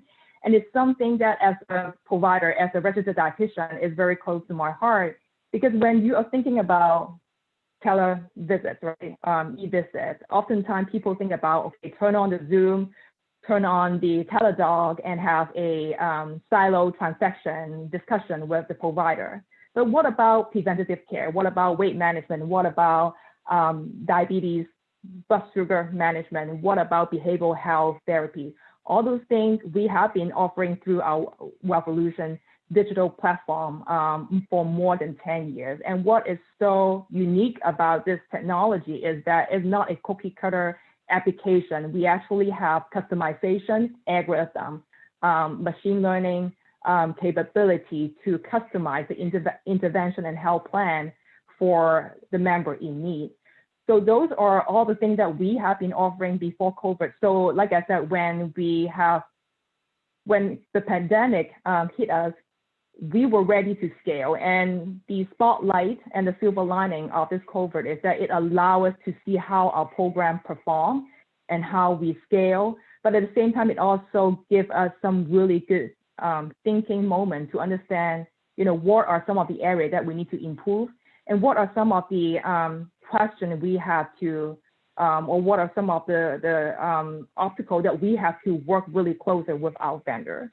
And on top of all that, last year we also introduced something I'm sure some of the folks here might familiar with the term e-consult, which is a interprofessional telehealth services where, let's say, if a member has, say for instance, has a rash and needs to be seen by a dermatologist, the members PCP can take the pictures or share the pictures of that rash and share with a specialist. In this case will be the dermatologist, and the PCP and the dermatologist can work together to come up with a solution, all virtually. So in this case, you don't require a patient to physically visit a specialist or go all the way to a dermatologist's office, like 60 miles away, just to be seen. So we introduced that before the pandemic.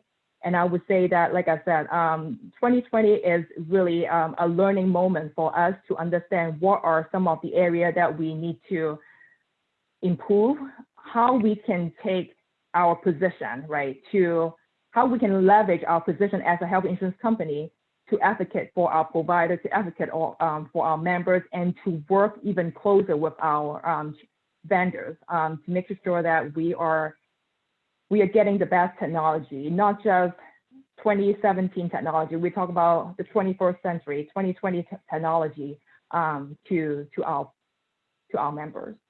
So I would also like to talk about what are some of the challenges. And I have to say thanks to Dr. Yellowly. He mentioned so many things that, you know, I'm very much aligned. And before COVID, I had the privilege to spend the entire 12 months on the road to do a very comprehensive virtual care capability assessment.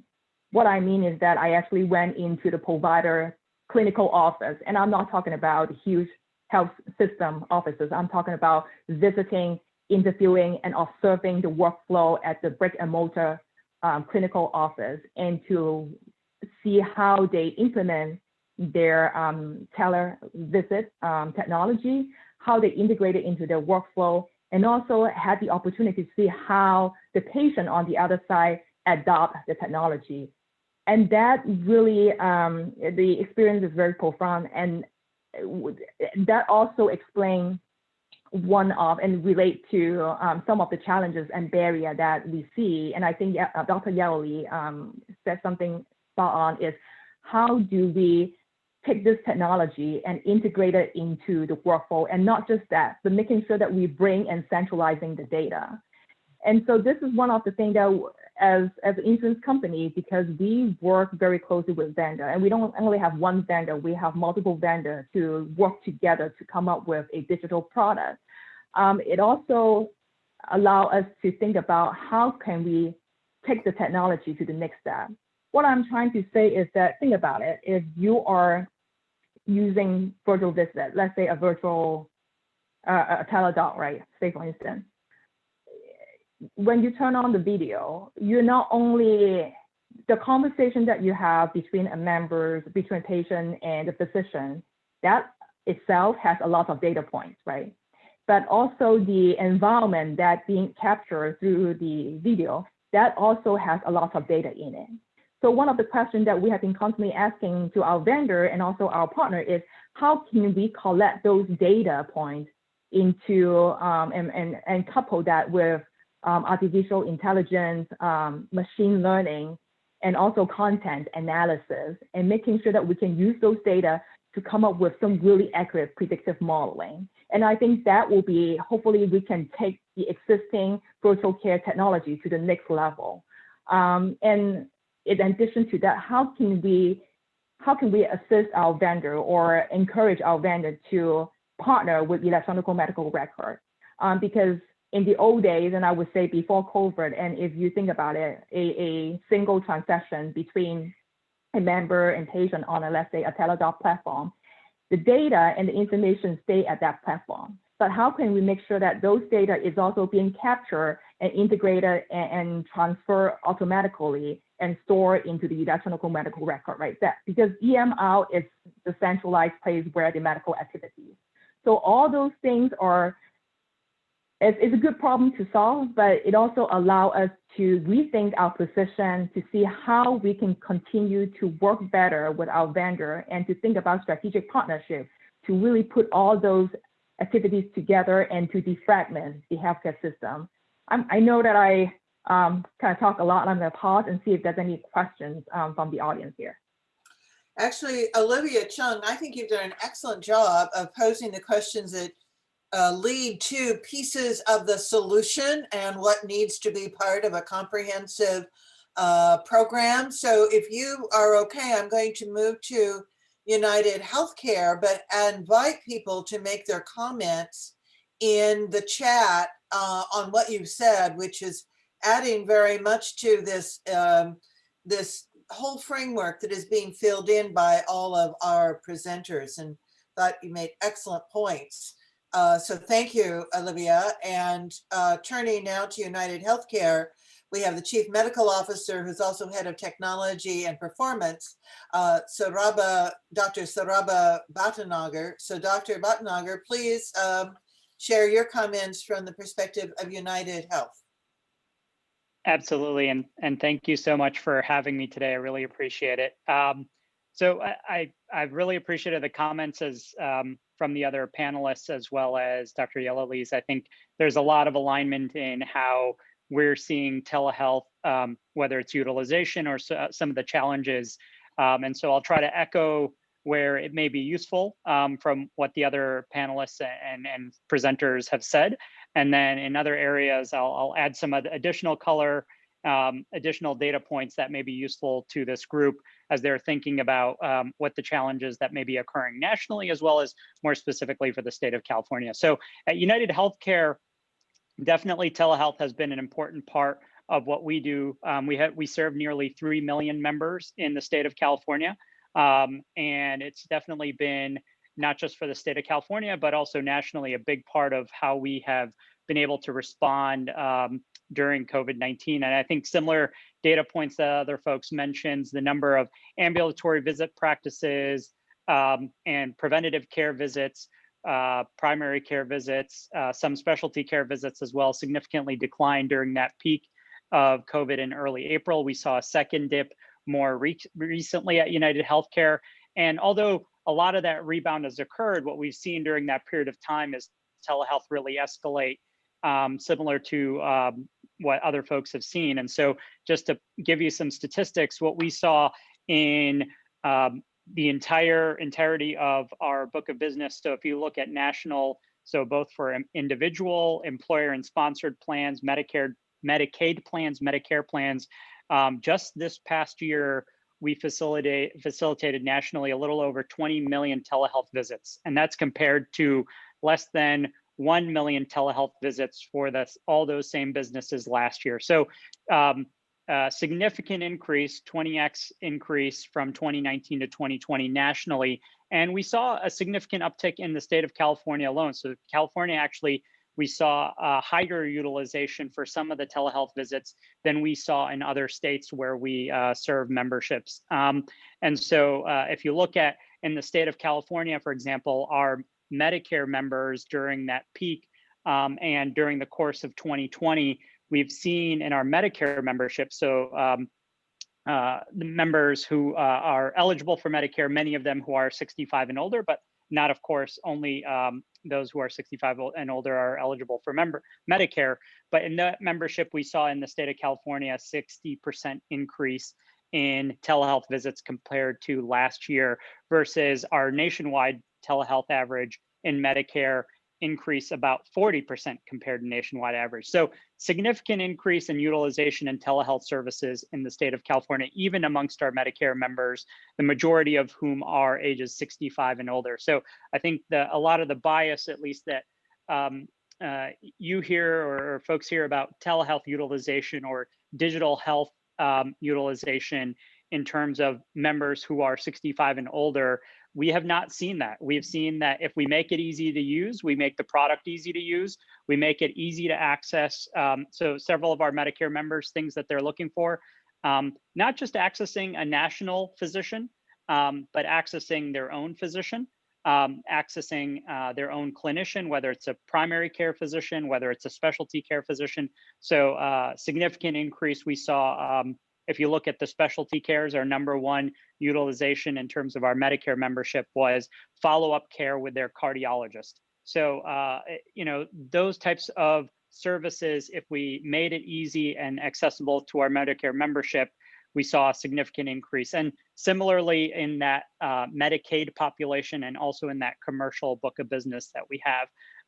And as I mentioned, you know, this is compared to last year. If you look at our Medicare numbers last year and telehealth utilization last year, we were almost at 0%. I would say, you know, if you look at the exact data point, it's 0.1%. So significant increase in that Medicare book of business and also Medicaid book of business in terms of telehealth utilization. And as I mentioned, higher in the state of California than even what we've seen nationally. And in terms of just addressing some of the other questions of, you know, what we're doing for co-payments and payments before I move on to behavioral health and virtual mental health, which I think is an important part of what we've seen in terms of our data nationally, as well as in the state of California. So at least for our Medicare plans, things that we're doing for next year, so $0 copays for telehealth across the board for accessing primary care.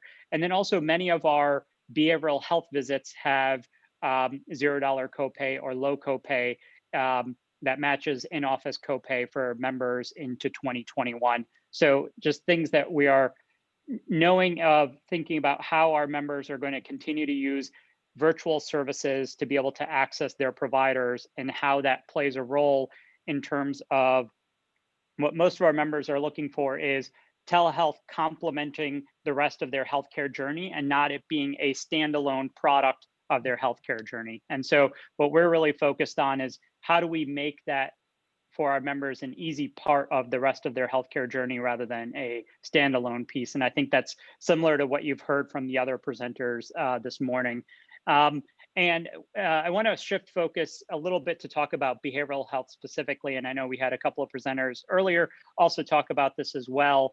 I myself have been a telehealth practitioner. I'm a physical medicine and rehab physician, and I've been seeing in the U.S. Department of Veterans Affairs the last 5 years veterans via telehealth for specifically traumatic brain injury and neurorehabilitation. So that's my specialty practice. And so a lot of overlap, even in terms of what I see clinically, in terms of what my behavioral health colleagues also see in terms of that overlap, especially in TBI or post-stroke type of care. And so to focus on seniors for a moment in behavioral health, what we've seen, at least nationally, 1 in 4 seniors have a behavioral health disorder, which is expected to increase and nearly double by the year 2030, according to some data from American Health Rankings. And then what we see, at least in the data in the state of California, more than 10 to 15% of our members in California experience frequent mental distress and need access to mental health services. And so to give you some data specifically from our Medicare business and what we've seen in our behavioral health practices, and specifically in partnership. So a part of United Health Group called Optum Behavioral Health serves in 2 areas, one as a payer and then also a large provider network for behavioral health services. So what we saw compared to last year is a 42% increase in behavioral health services nationally, and a similar increase in the state of California for behavioral health utilization, specifically using virtual visit technology. And the important data point that I also want to note here is, while we've seen a decline from the peak in terms of medical services, so cardiology, primary care, and the like, dermatology, et cetera, what we have not seen as significant of decline is accessing virtual behavioral health services. So from that peak of April, we've still seen a fairly sustained utilization from our Medicare members to access behavioral health services via virtual visit technology. So I just want to highlight that, in that something that I've seen in my previous roles at the U.S. Department of Veterans Affairs in terms of behavioral health lends itself very well to virtual visit technology and virtual visit care. It's been that way for a long period of time, and we know that our members are looking to access it, access behavioral health services. Even our Medicare members are looking to access behavioral health services at a higher volume, even from that peak of COVID in April. So other elements that we're doing to enhance those behavioral health services in the state of California. So while we've seen a 20% increase, or we've increased our behavioral health network in 27 counties by about 20% in terms of physical behavioral health practicing providers, at least during the period of the pandemic, the opportunity we've had due to the CMS emergency health period is that waiver that in-network providers are allowed to offer virtual visits as well. And so that, of course, has helped utilization and helped access to those members to be able to seek their providers, in-network providers who have shifted to virtual visits, whereas last year maybe they have not had those virtual visit offerings in the past. And so what we've seen, at least just in the months of March to November of 2020, virtual visits represented over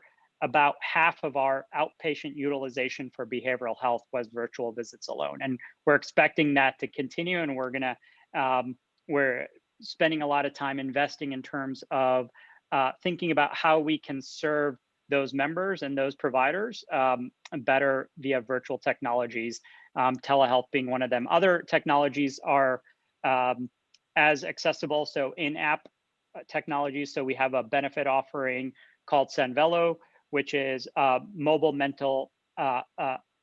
app for mental health services and well-being.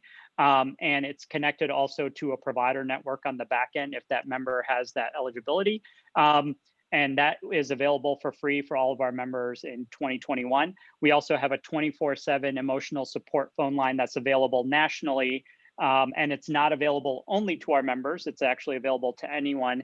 And we opened this up in the early days of the pandemic, just because we have such a large behavioral health professional network nationwide. We have over 20,000 mental health professionals nationwide using some of our virtual visit platforms and technology. So with that, we were able to tie in just telephonic emotional support 24/7 lines that we've kept going. And at least for the foreseeable future, we'll keep going into the early part of 2021.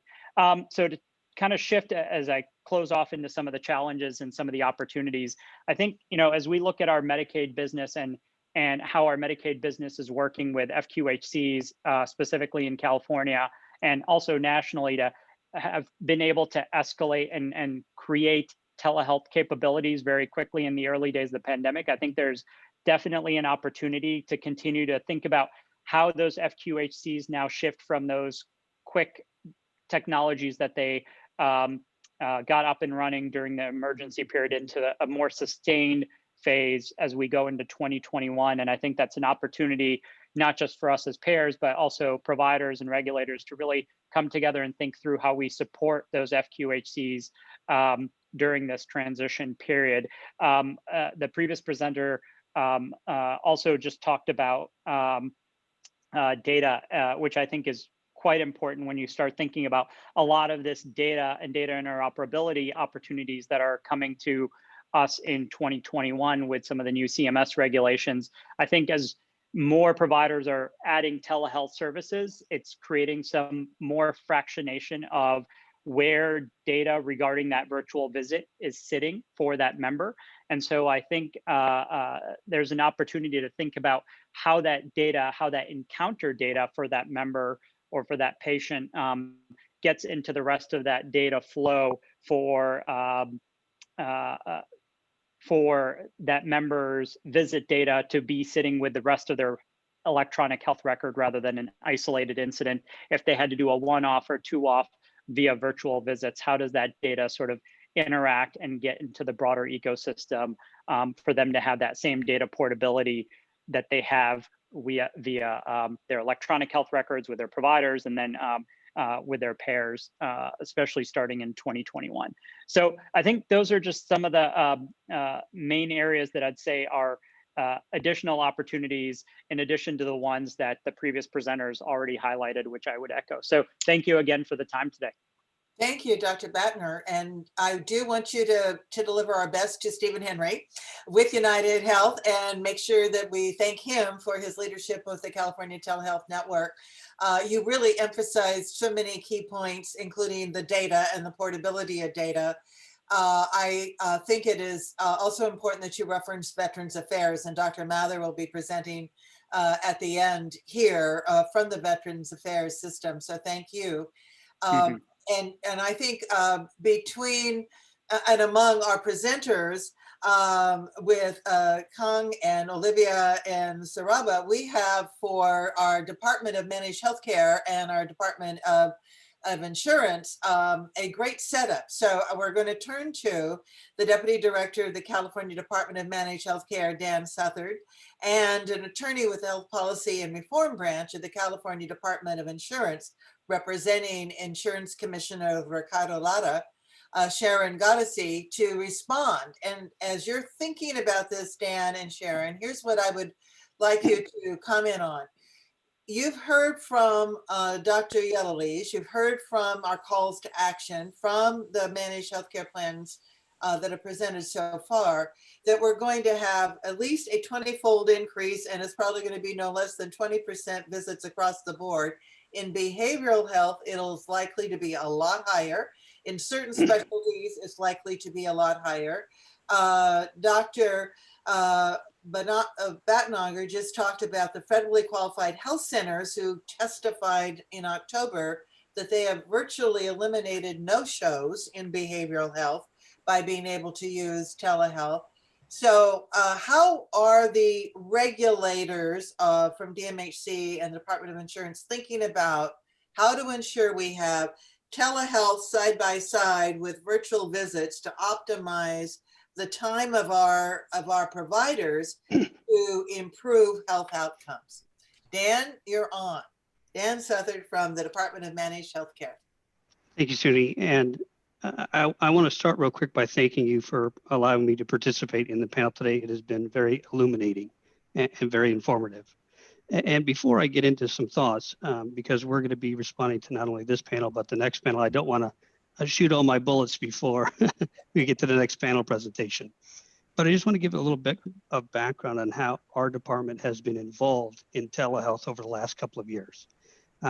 Myself, and as well as a few of my colleagues, have participated in an e-consulting work group that was led by Blue Path Health. And that was very informative. A number of stakeholders throughout the healthcare industry talking how they can expand the use of e-consulting, how it works, what platforms they were using. And so that information that we gained over these monthly meetings over the last 2 years has helped us have a better understanding of how telehealth is being used by health plans, by providers, and by patients. And the other thing I want to talk about is how telehealth impacts my direct office. So my office does two main functions. It reviews provider networks, health plan provider networks for adequacy, and it also does medical surveys or audits of health plan activities to ensure they're in compliance with the Knox-Keene Act, which is the body of law that gives us our regulatory authority. And so we have to be assessing telehealth in those two different areas. One on the medical survey or audit side, we're looking at the quality, the access and availability. On the provider network side, it's our health plans provider networks giving access to enrollees, not only in brick and mortar, but also in telehealth. And so that's kind of the framework of how we look at this area in our office. Now, our department has put out 3 all-plan letters since the beginning of the pandemic, instructing plans, which kind of sped up Assembly Bill 744, which is actually effective January 1 of 2021. But these 3 all-plan letters were specific to telehealth.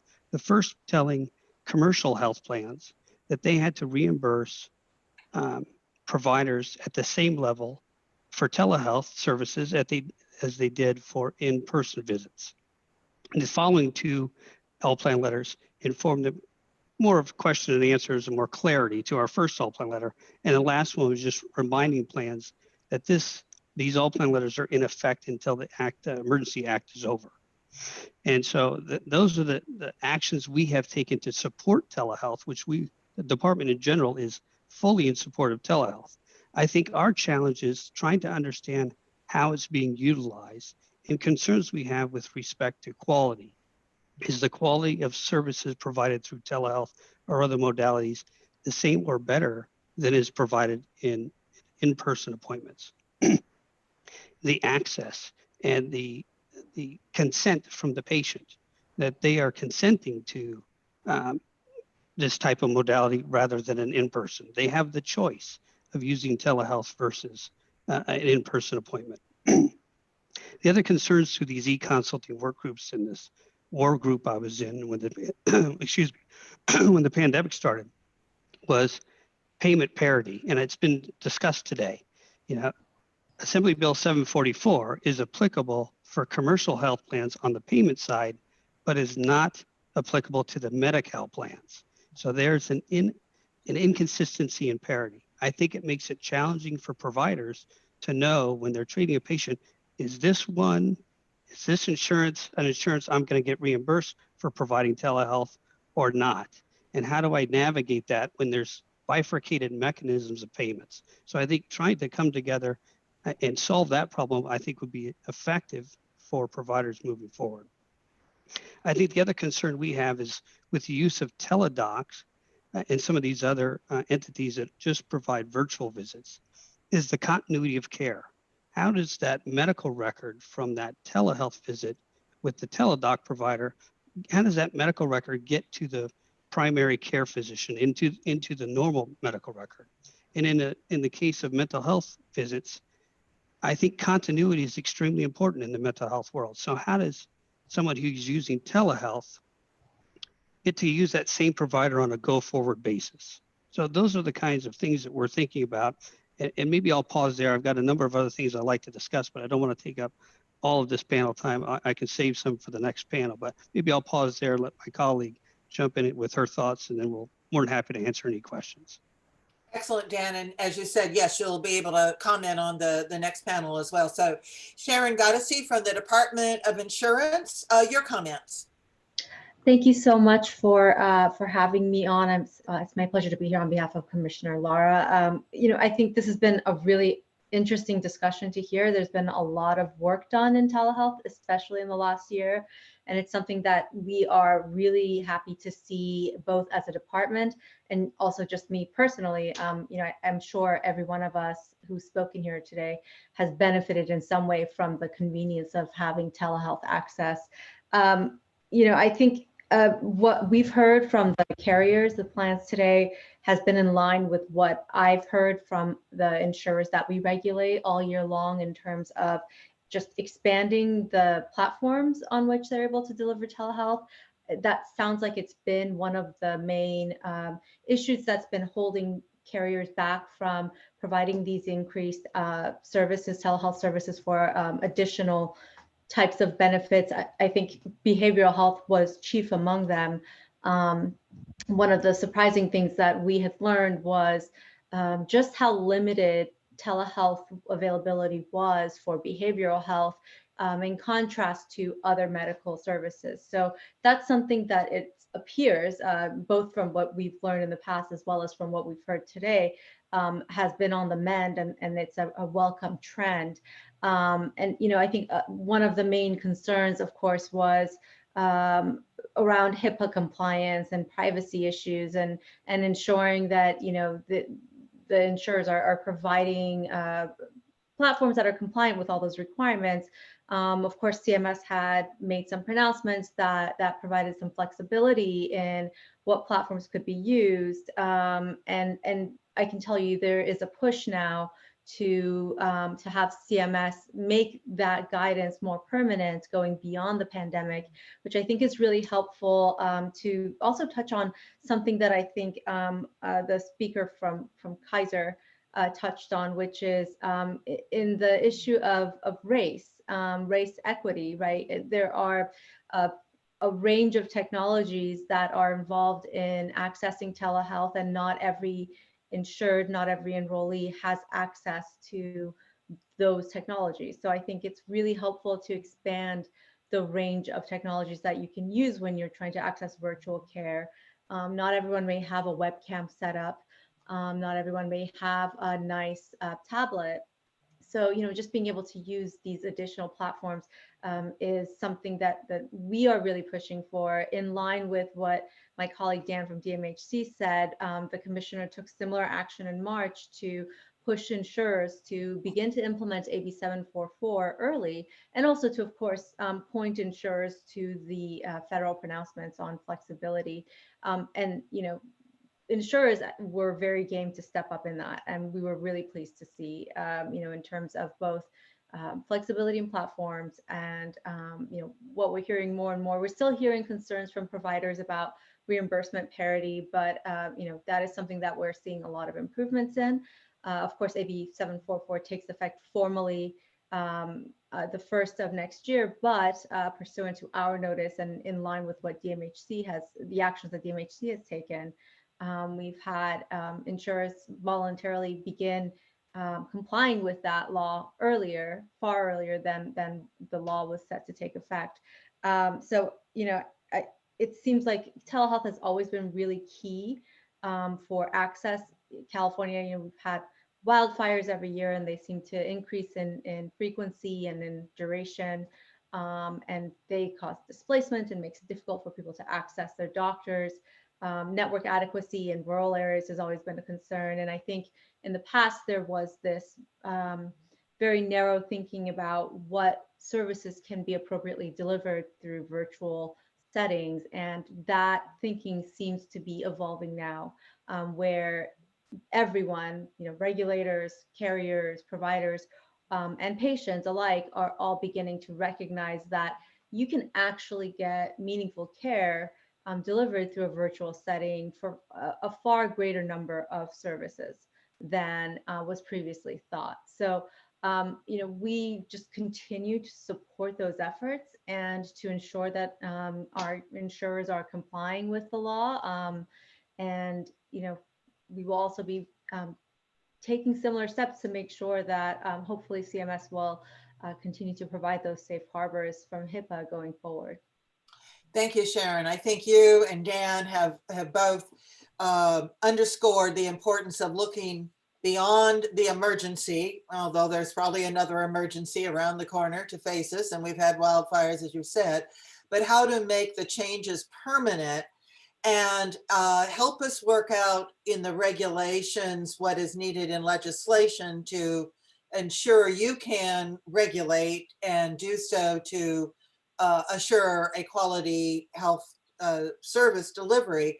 But I also hope you will be champions, and I know that I can count on Commissioner Lara and Governor Newsom on behalf of the administration, Dan, to be champions on the digital equity side, that so many of the digitally disadvantaged populations are the same patients that are medically disadvantaged that you're trying to reach and need the technology in order to take advantage of telehealth. So I thank you, and you're going to be here to comment on the next panel. We're moving from the, if you will, private managed healthcare plans to the publicly sponsored. And we have Covered California, LA Care, and the Contra Costa Health Plan. Beginning with Covered California, which provides a safety net choice here in California. We have the medical director, the plan division, plan management division, medical director for Covered California, Dr. Ashwith Amranath. So Dr. Amranath, you're on. Great, thank you very much. And thank you for the opportunity to be here. It's great to be able to represent a state-based insurance exchange marketplace. And this has been such a rich conversation and a privilege to be part of it. So I'll start by saying Covered California is committed to improving how and where our enrollees receive healthcare access. And that includes, of course, telehealth. And we strongly believe that telehealth offers greater access and timely access to medical care for our enrollees, especially in services that have particular access barriers, such as behavioral health. And we've talked about that a lot. But now, of course, with the COVID pandemic, access to primary care, access to multiple other services. As we know, the pandemic has led to a huge gap in general care services, such as in immunizations and cancer screenings, deferred care, if you will, right? So telehealth provides a unique solution to that end as well. As far as our experience, so for those that aren't as familiar with Covered California, we have 11 health plans that are part of our state-based exchange. And we serve a unique population for those that traditionally would have been in an individual marketplace. And what we've seen from our plans echo the utilization that a lot of the managed plans mentioned before, where we were at like 1 to 2% utilization of telehealth and virtual services before the pandemic, and has now gone anywhere from 50 to up to 80% in some of our plans, which is a huge testament to how telehealth has given access to those in need during this difficult time. So what we are doing from our standpoint as a marketplace is looking at the policy and how we can enhance our contract with our health plans to encourage telehealth and expand access and care. So in our 2022 contract, which is our refresh of the contracts that we have with our health plans, we are asking all of our plans to report annually various information about the modalities of telehealth and virtual health services that they provide, how they communicate and educate enrollees on these services that are available, provide information on how they are engaging in cost sharing and how how the plans facilitate integration of coordination between virtual healthcare as well as their traditional primary care provider or any other services that they represent. And we're including this not just for behavioral health, but also any other services that they offer in virtual care. We're also conducting an internal analysis with the data that we currently have access to.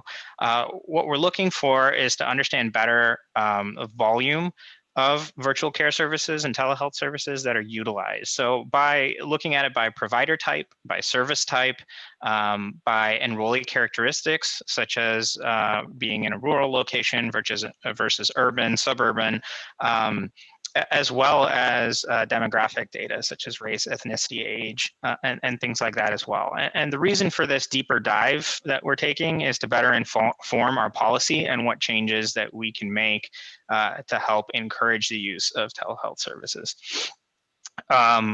When the pandemic started, in fact, on our COVID-19 website, there's a clear indicator that all 11 of our plans offer virtual services. And we want to make sure that our consumers are aware that these services are offered to them and they can access them. So where are we going from here, or what are the key things that we're looking for? What we'd really like to see is what is the impact of telehealth services on deferred care?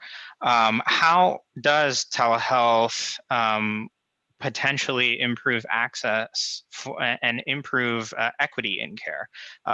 And what can we do to support that?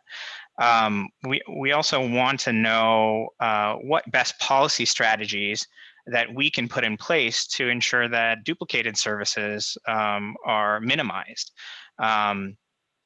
And how can we use telehealth to its most beneficial stance? A lot of bias is out there that telehealth could increase unnecessary utilization in services.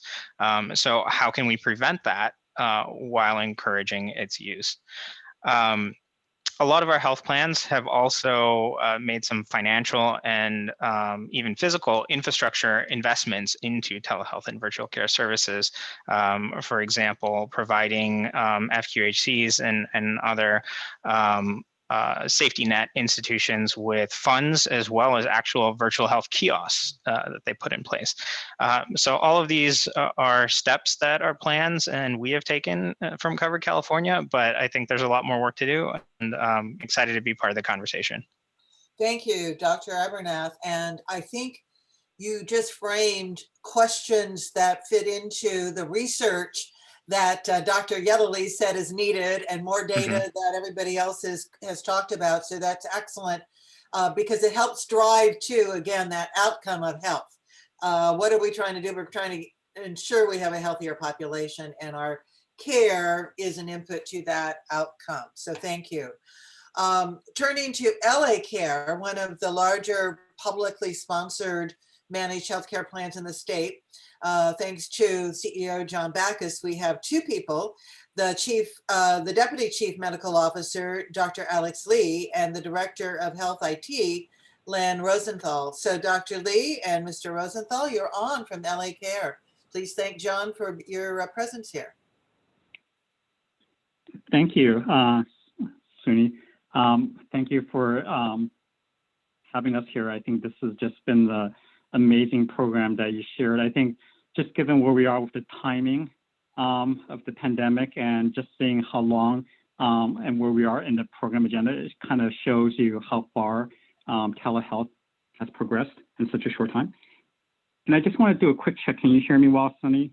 We can, Alex, and you are kindly reminding me I'm behind time, but I'm really listening to everybody's comments, and it's, as everybody says, it's so rich. So thank you, Dr. Lee. No problem. So I think just a quick background. We're a public health plan. That means we have no shareholders. We're a quasi-government agency. Most of our people that we care for are aligned with the mission of CETF with regards to people who are vulnerable or under-resourced, whether it's broadband or healthcare coverage or health access. Basically, if you think about LA County being 10 million plus residents, plus or minus probably 1 million or 2, depending on the day or the week. We probably 1 in 5 residents in LA County are LA Care members. So it's quite significant from that perspective. We also contracted with about 5,000 primary care providers and nearly about 20,000 specialists. So I apologize, and I think I try to be a good listener and take a lot of notes from the other speakers as well. But I just want to kind of reflect on a few things and perhaps set where we are as a health plan. We strongly believe in community investment, just like you guys.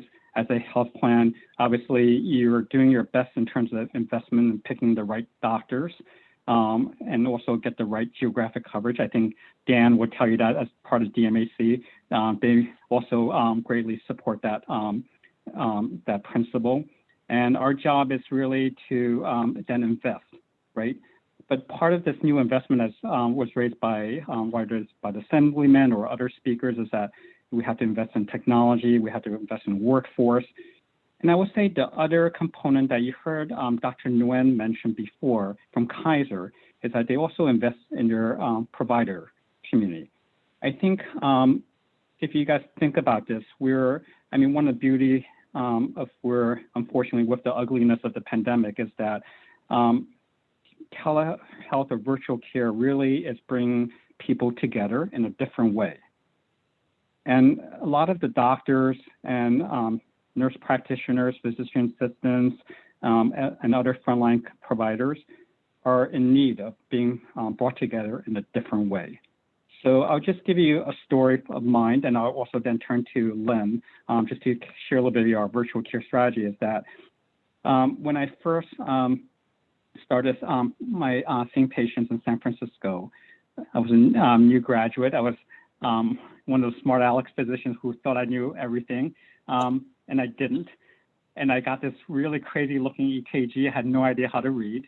And I was, as a new physician in San Francisco, and if you can imagine how many cardiologists there are in San Francisco, you can throw a stone, I probably can hit one with some luck.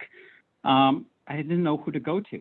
So I actually had to send it to my friend in Brown in Rhode Island, say, hey, David, would you mind if you just read this EKG? I don't know what it is, and I don't know what to do next.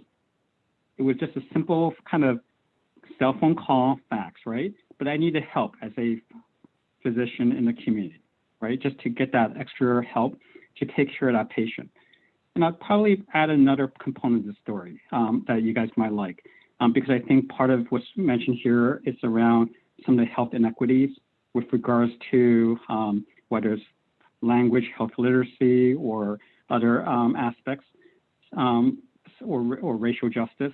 So being in San Francisco, you have a lot of Chinese-speaking patients. It's a very much of an immigrant city as well as an international city. So a number of my poor and non-English speaker patients would say, Dr. Lee, I don't ever want to go to San Francisco General Hospital again. And I can tell you, it's one of the premier hospitals in the country, right? Really culturally sensitive. And you're like, why don't you want to go see, Dr. So-and-so there? I think you need it. And they said, well, the language, it's also a pain in the ass to drive there, park there in San Francisco, and just to go for a 3-minute appointment, right? So I think one of the, again, whether where we are, and Dr. Yalalis presented in our data is very consistent that only about 18 to 22%, whatever the Pareto principle is, the 80-20 rule, it seems like the pandemic has really accelerated telehealth adoption, but it's very inconsistent across the community. Systems like Kaiser do it better, probably than others, because they have the program managers, the project managers, thought leaders like Dr. Nguyen or others, or leadership and reserves to really make that investment, to make it work, they have one electronic health record as opposed to multiple electronic health records to information share. So it really means that the rest of the healthcare community also needs to step up its game, need to collaborate. We have to talk about some of the issues that Dan mentioned. We have to get through some of the yayas that we all have with it's like who's paying for what, how much are we paying for it? Also we have to make sure is the quality good, does it make sense? Also, you have to think about, hey, do the people have the right technology or even the right basic tools, like let's say a blood pressure cuff or a scale at home or someplace that they can actually get a measurement because we can no longer do that stuff. So there are just a lot of things that are still in play in flux. But I think one of the things that we probably would need, so Dan, I know you're on the panel here from for example, from DMAC or from the Department of Insurance, is one of these things that we need is some, probably not necessarily regulatory laxity, but understanding that we're all imperfect, that we're all kind of learning through this experience together, and that we're all adopting technology and incorporating them in our workflow at different pace and rate. So there are going to be mistakes that are going to be made, or patient dissatisfaction or provider dissatisfaction. Just as much as internet will drop inevitably during a busy school session, and we need technology help. I think there are just going to be a lot of hiccups along the way. But I think if we can at least have a common goal and mission, and know that we also have allowed for a certain amount of time to let this adoption take place, and know that it's not done in vacuum. It's done in a time of tremendous anxiety, tremendous amount of financial pressure, and obviously healthcare and economic and political strain. I think that'll be the best. So let me pause there and just turn over to Len, because I think as our director in our HIT, Health Information Technology at LA Care, he and his team have done a really remarkable job of some market research. I think just in terms of framing of how we're thinking as a public plan to help with the under-resourced or underserved community here in LA County. Lynn? Thank you, Alex. Can you hear me? We can, Lynn, great. Excellent. Well, first, thanks so much for allowing us to participate in these discussions. And for virtual care, currently LA Care has in place televisits for urgent care, and also select providers offer e-consults for some behavioral health conditions. And right now we're in the first phase of developing a plan to strategically expand virtual health for the changing healthcare landscape going forward. And to do that, we first developed an assumption that due to COVID, virtual care will play a bigger role in ambulatory care going forward. We did research focusing on proving or disproving this assertion, and using our findings to develop a virtual care strategy to support LA Care's goals. And we performed research on the virtual care market using a wide variety of sources, and we put together an initial study which had several findings. And the first was that relaxed regulations and increased payments for virtual care are the key reasons it was able to take off. Second finding is practices are central to virtual care adoption and use. However, patients, payers, and regulators also have key roles to move it forward. Third, patient access is what virtual care is all about, and the safety net gets the most benefit from it just due to virtual care's ability to expand access. Fourth finding is it's critical to have televisits in place before adoption can happen in other innovations. And of the dozens of innovations we reviewed during this study, we found 18 of those to be significant in the next 10 years relevant to LA Care. And there are several of those that show promise now and are expected to have widespread adoption in 3 to 5 years. And some of those include televisits, e-visits, virtual check-ins, remote patient monitoring, e-consult, and patient apps. And these are where we see immediate opportunity to get involved.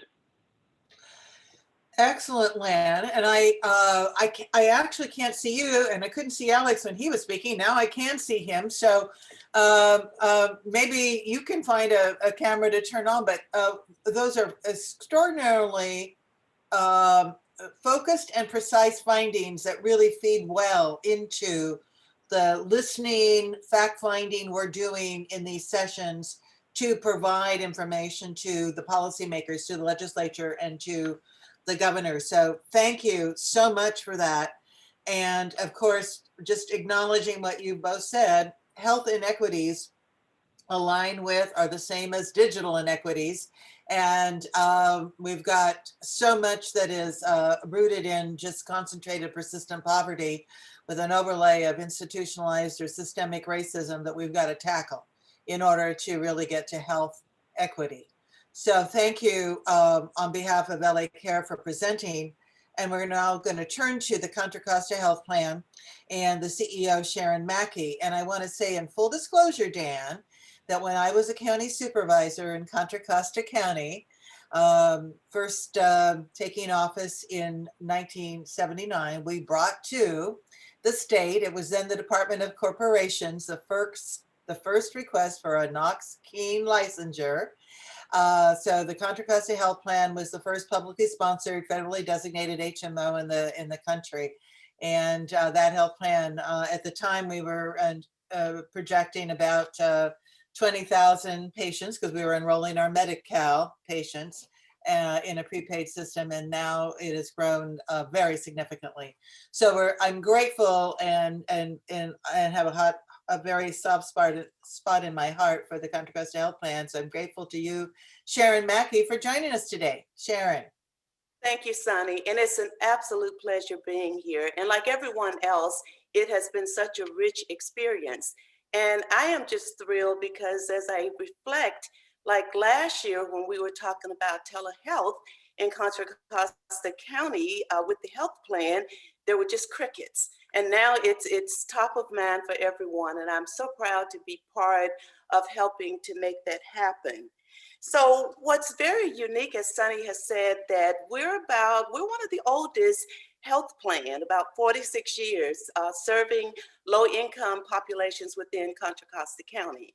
And I got to tell you, what is so unique about Contra Costa is that we are the only county-owned health plan. And so we are part of the safety net community. We're part of the Health Services Division that includes Contra Costa Regional Medical Center, along with 11 federal qualified health centers. So it's been an amazing change to go from 0 telehealth about a year ago to about 80,000. So what I'd like to do is to share real briefly as to what things are looking like in Contra Costa County. So as being part, Contra Costa Health Plan is much smaller than LA Care. We have about 200,000 Medi-Cal members. And so what we've been closely affiliated with the California Association of Health Plans. And just here recently, I think it was last month, they did a survey of their 16 Medi-Cal managed care plans. And it was interesting how telehealth has really taken off. So as many of our colleagues during this conference have shared that behavior health has really been a positive experience. I think I read one person said that the patient went from being on the doctor's sofa to being at home on the sofa, which is really beneficial for members who need behavioral health services. And so with this survey of the 16 managed care plans, they found about 41% of those members were going in for behavior health, and other specialty care like endocrinology was like at 14%, or patients who needed rheumatology, and then also neurology services, which was great at 12%, and then primary care was at about 8%. So that's when they did a survey of all of the managed care plans. Now, just to look here more locally at Contra Costa Health Plan, as I've mentioned, we went from 0 to 80,000. So as the health plan that helps to have oversight with the Medi-Cal managed care members in Contra Costa, with the 80,000 members, we actually have 2 delivery systems. As I mentioned, being part of Contra Costa Regional Medical Center, where we have 11 federal quality healthcare centers, we also have the community provider network, where we have 4 FQHCs. So I took a look at all of the different encounters and claims, because that pretty much tells us how many members of that 80,000 are going in for telehealth services. So when we took a look at it, we found that, like in CCRMC, our hospital in 11 federal qualified health centers, about 62% of the telehealth visits were for primary care services, and then about 38% for specialty care. And then when we look more broadly at the other 4 federal qualified health centers, about 70% were for primary care services, and also about 30% for specialty care. So from my assessment, I think that telehealth is alive and well in Contra Costa Health Plan, and we do expect for these numbers to grow even more so. And one of the important roles for the health plan plays with these 2 delivery systems in Contra Costa County is to make sure that the providers know how to bill for those services. So we're very grateful for the flexibility that came through the pandemic, through CMS and DMHC that we've heard from, and also the Department of Healthcare Services. So we make sure that our FQHCs understand that they can use video and also telephones. And we are finding that a lot of the telehealth services are through the telephone because of the digital divide for low-income populations.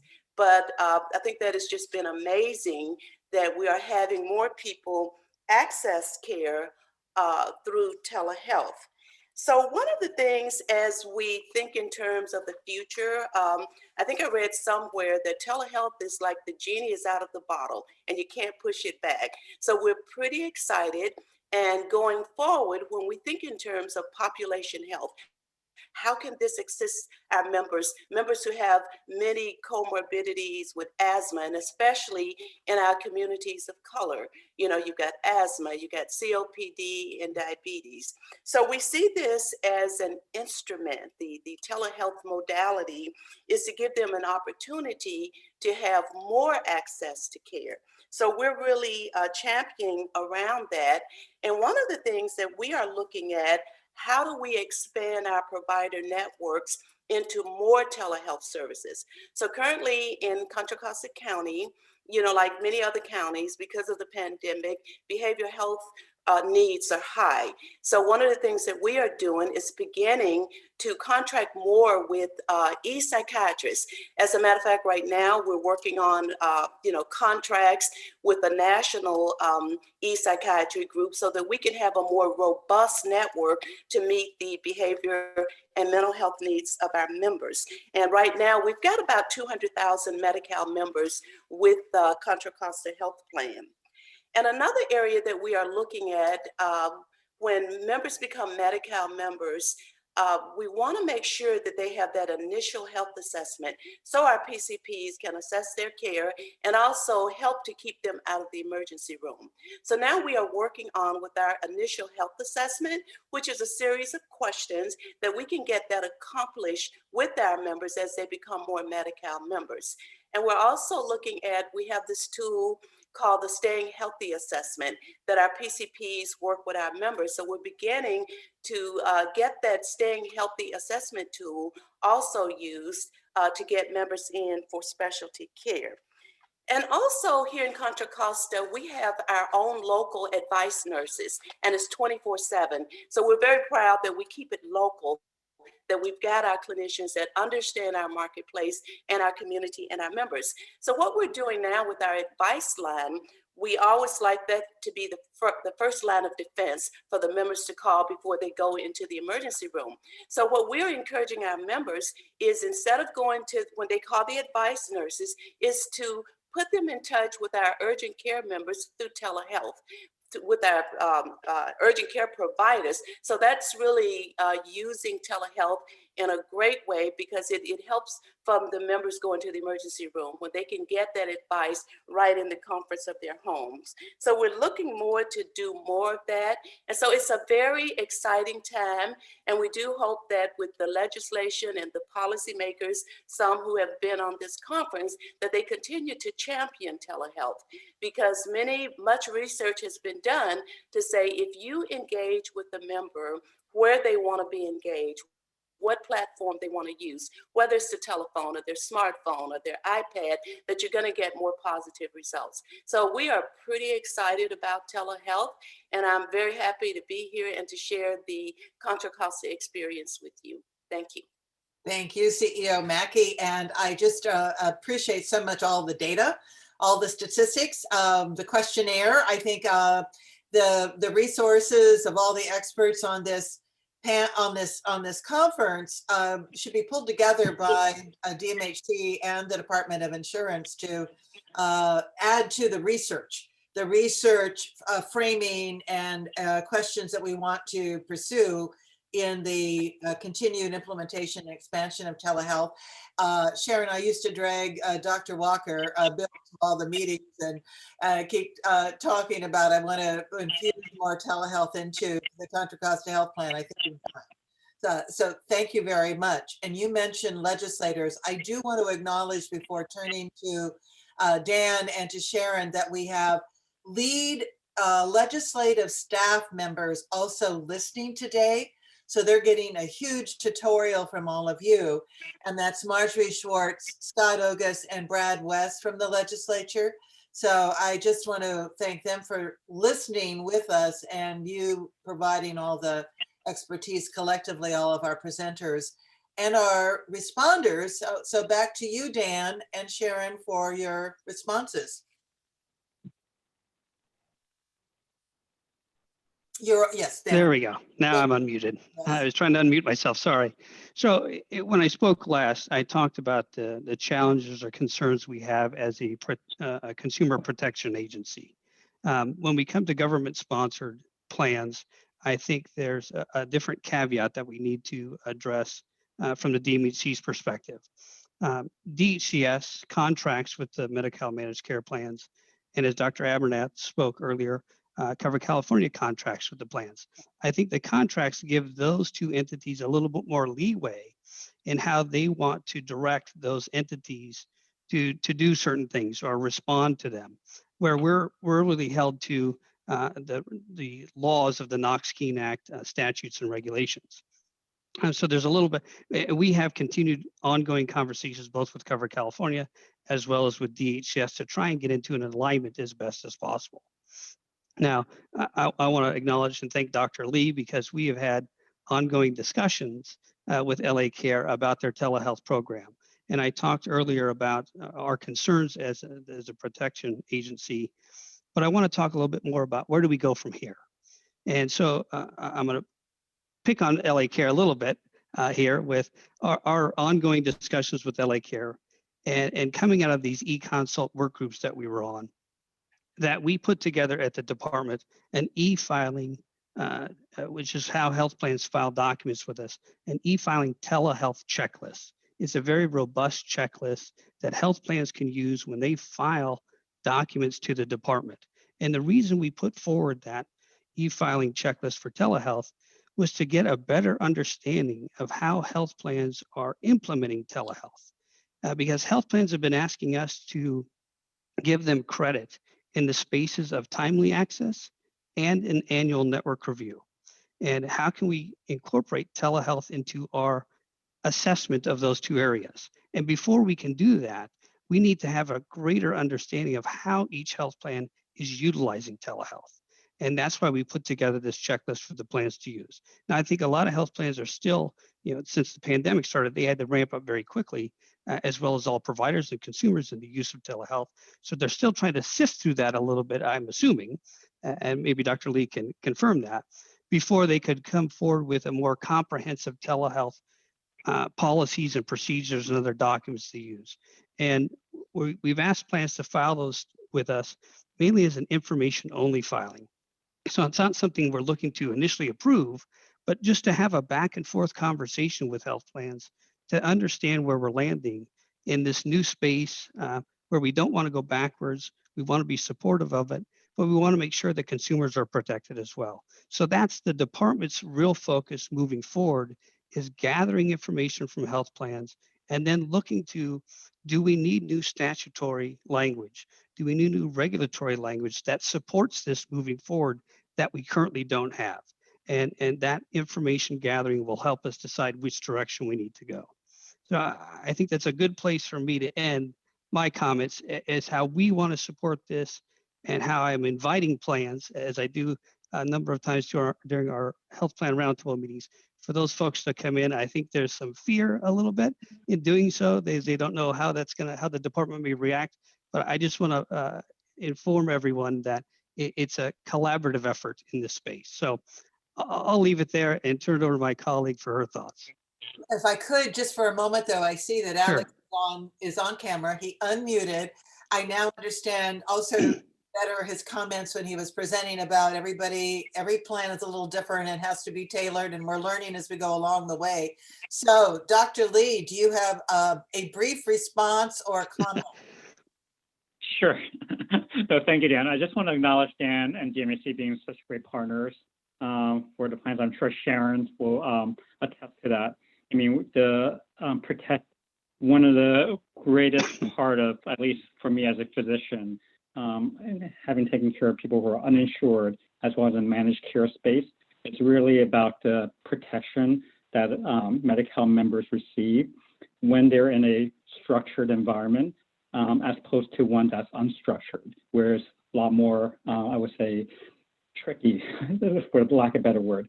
I think with regards to, plan investment and our role, and I think Sharon and others alluded to it, there's probably different variations of health plans as well as different variations of providers in the community setting. So I'll just give you an example off the top of my head. I can say, in my mind, at least, I quickly categorize our delivery system into 4 components, like academic tertiary coronary centers, more accountable care organizations or integrated delivery system like Kaiser or Contra Costa, San Francisco Department of Public Health or Department of Health Services, more staff model, meaning like more multi-physician practice groups, to small and solo practice providers. I mean, quickly. So each one will probably implement telehealth or virtual care in a slightly different way or completely different way, depending on their resource, their network that they have. And obviously, as a health plan, given that we are receiving funds from the federal and state, and we're trying to invest locally to our providers and our members here, and we're really trying to figure out how do we make the right investment to really support as many people as we can for the greater good, right? And also maximize and optimize where we are now. So for example, I was just seeing patients at LAC-USC, which is a county hospital, and as Dr. Yellow, as I heard a little briefly how the workforce is changing. And I had to remind them, hey, we have a patient portal. Not everything has to be done by telephone. So why don't you just ask them to log on to patient portal so they can see their labs? Don't make another appointment. Don't make them come on to another telephone call where we then have to get an interpreter, which is, I forgot, that was part of my storyline before. It was not just a 3-minute specialty visit, but also waiting for the interpreter to come. But the point being is, how do we make this more convenient for the members? And it's not easy, as we're, even for a new generation of very savvy tech users, they're many decades younger than me when I in the clinic, and I still have to remind them of some basic technology that's available. So we have to definitely optimize where we are, but we also have to kind of, again, acknowledge that the delivery system, we don't have a national healthcare system. I think I love Dr. Yellowless, I think it was British accent, but I feel like he coming from a national healthcare delivery system, he probably has a framework that healthcare may be more uniform. Well, coming from California, as Dan would say, or everyone here on the panel would say, U.S. healthcare system is just like is just kind of a complete 3/4. It's like a jigsaw puzzle. Every piece is slightly different, different contours, different has a different palette of colors. So I think it's just one of those things where, again, I think we're doing our best to really be clear, as Lynn mentioned, what is our framework? What do we think is the things we can do during the pandemic with the resources we have? What do we think is the 3 to 5 year goal? And what do we think is the 6 to 10 year goal? I think there's a long game that we have to play, and that we all have to kind of at least recognize that sometimes people who are insured, they might be a Medi-Cal member today, they might be a Kaiser member tomorrow. How do we get them to be savvy users? Or they might be formerly Kaiser members, now they're uninsured. How do we make sure they also get the care and have access? I think these are all critical factors to consider. And do you mind if I answer one more question that I just happened to be Okay, scanning through the chat? one more question, Alex. Yeah, there was a question about overutilization and underutilization or misconception of telehealth. Again, I think this is a fascinating discussion in space, because I think there's been a lot of discussion of fraud, waste, and abuse amongst healthcare, and I feel terrible about it as a physician. I know this is a black eye in our profession, in our sector, but I think at the same time, coming from predominantly Medi-Cal perspective, where we talk about access, health equity, lack of transportation, people taking on multiple jobs, trying to fit into a 9 to 5 physician schedule. I mean, again, I think telehealth is a game changer. I don't feel like access should be underutilized. I feel like it should be utilized. And sometimes overutilizing in telehealth may be a good thing, because as I forgot either Dr. Glenn or others have mentioned, perhaps then you save on the ER side. Because again, the whole point of the ER being where it is a 24/7 operation. A lot of people use it because it's convenient. I think we just have to acknowledge that. They can't always see Dr. Nguyen or Dr. Lee, on Saturday. So again, I think telehealth is a game changer in a different way. And I really want to say, I hope it's not, there's probably going to be overutilization of something or overbilling of something, but at least we have to say that it's probably hopefully displacing something else as a kind of an end game as well. Thank you, Dr. Lee. Sharon, on behalf of the Department of Insurance. Sure, thanks, Sunny. And I'll keep our comments fairly brief. We have very limited oversight in the public programs area, but I do think that a lot of the concerns that were raised are broadly applicable to the private sector as well. And I just want to say that I think that with 2020. I think that there has long been a slow-moving shift towards virtualization of care, but I think 2020 has really accelerated that, and I think that this has been sort of a paradigm shift year for access to virtual care. So I do think that for all the growing pains that whether it's a publicly funded county healthcare program or a health insurance company, everyone is, I think, going through some growing pains, but I do think that the trend is to continue to expand access in this area. I think that we as regulators are here to work with our carriers to help them continue to build out their capabilities and increase access. And I think that, especially when it comes to people of different socioeconomic backgrounds, that there's going to be disparity in how they can access care, whether it's in person or virtual. There's a whole set of different challenges. And so I think it's just a matter of us as a regulator holistically looking at this issue and making sure that carriers are considering all the different limitations that their insured populations might be facing. Thank you, Sharon. And as you have pointed out, Commissioner Lara, with a background in the legislature, can be a fierce champion for the patient that moves from a public system to uninsured, or from a private insured to some other situation, as Dr. Lee said, getting people the ability to connect at home or connect from where they are into the system to be side by side by in-person care is essential. And thank you and Dan for, as regulators, being here. more importantly, as thought partners, as policy partners in trying to make a more seamless system so that the jigsaw pieces fit better together, to use that metaphor. So thank you both. And I know you're going to continue to listen as I turn to the medical centers panel and hand off to Lewis Fox, who's CEO of CNIC.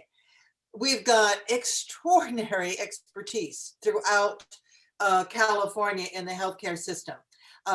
Community setting to the medical centers. We want to be able to access the best expertise, even if we're not physically in the same space. And that's why we really needed to have the medical centers brought into focus.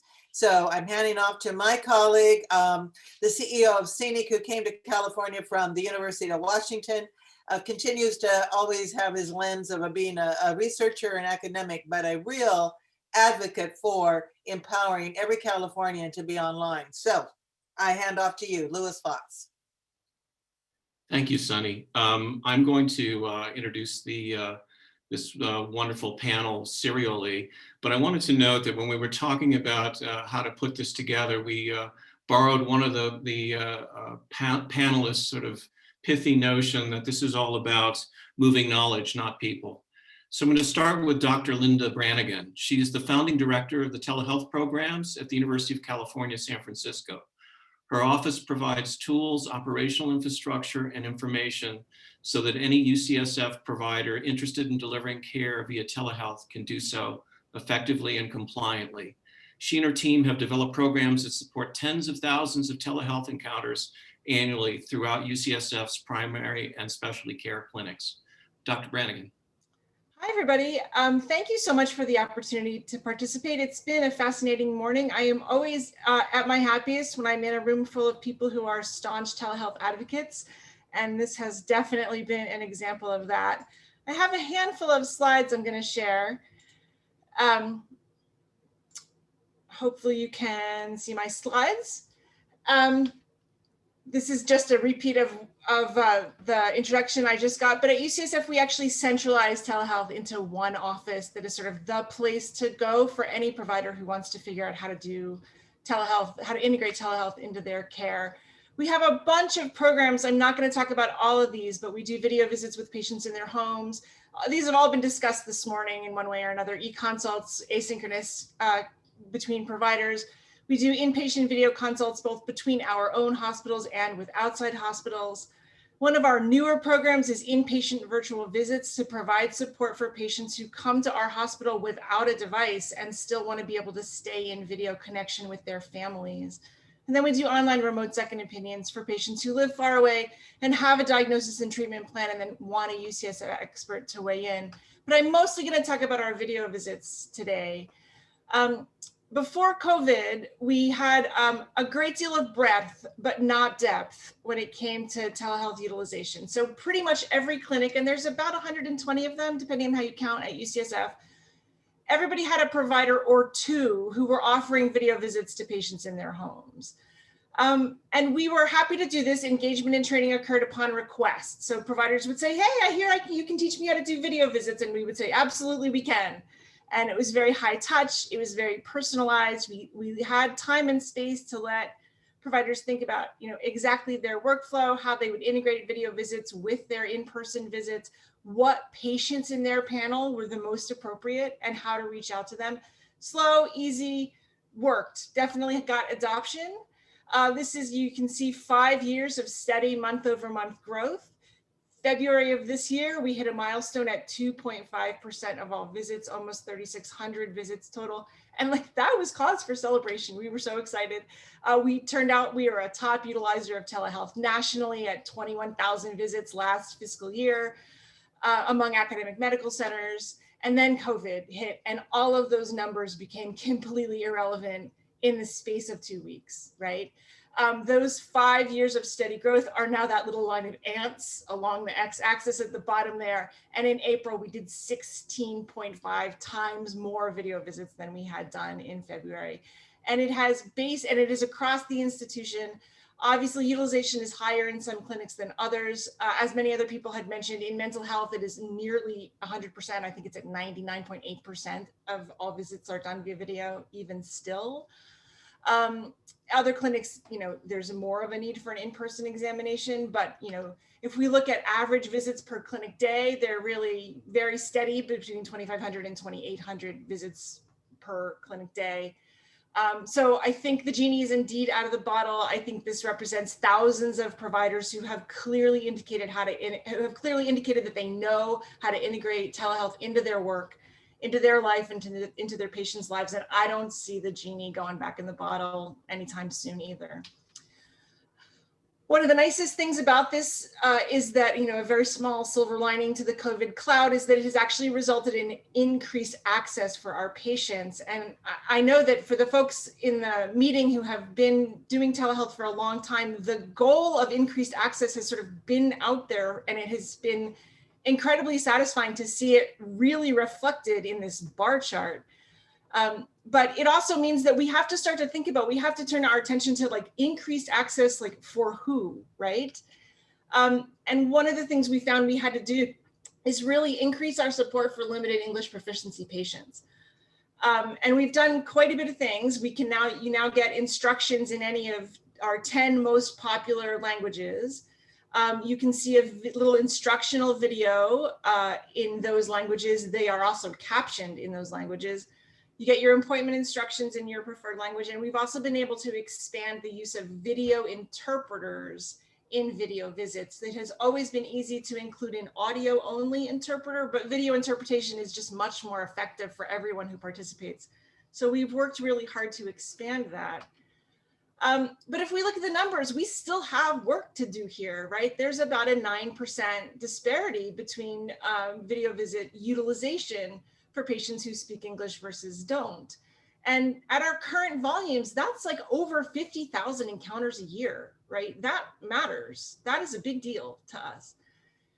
And then if we look at the data for race and ethnicity, the disparity isn't quite as big, but it's still apparent, right? Where, we see a higher utilization among white and Caucasian groups than we do among others. And some of that we have to do work to tease out what is the role of language, right, in that disparity. But there are other issues to understand here too. Do these patients are they not offered video visits? Do they not want video visits? Do they not feel themselves capable of video visits? Did they not have the technology or the bandwidth to complete a video visit? Right? There is a lot for us to learn about what's happening here. Older patients have been talked about a few times too. We do provide support for our patients who are 65 and up. California law requires that the patient consent to a telehealth visit. And if they don't want one, we can't force them into it.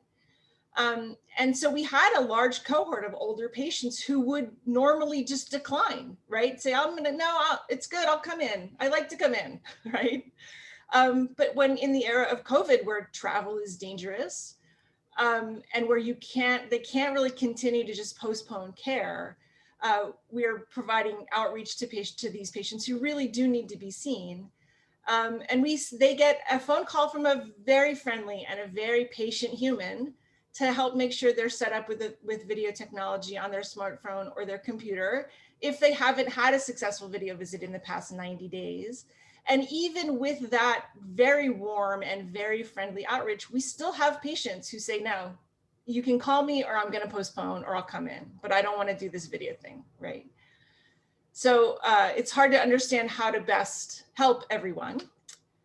So we're clearly thinking as an institution a lot about the role of telehealth and other forms of virtual health in equity and disparity. And it's very double-edged because we know that telehealth can reduce disparity by making care available, especially for patients who have difficulty accessing reliable transportation or have trouble with gas and parking costs, who really suffer with time away from work and childcare. We have heard from patients for years now that not having to deal with those barriers is hugely valuable to them.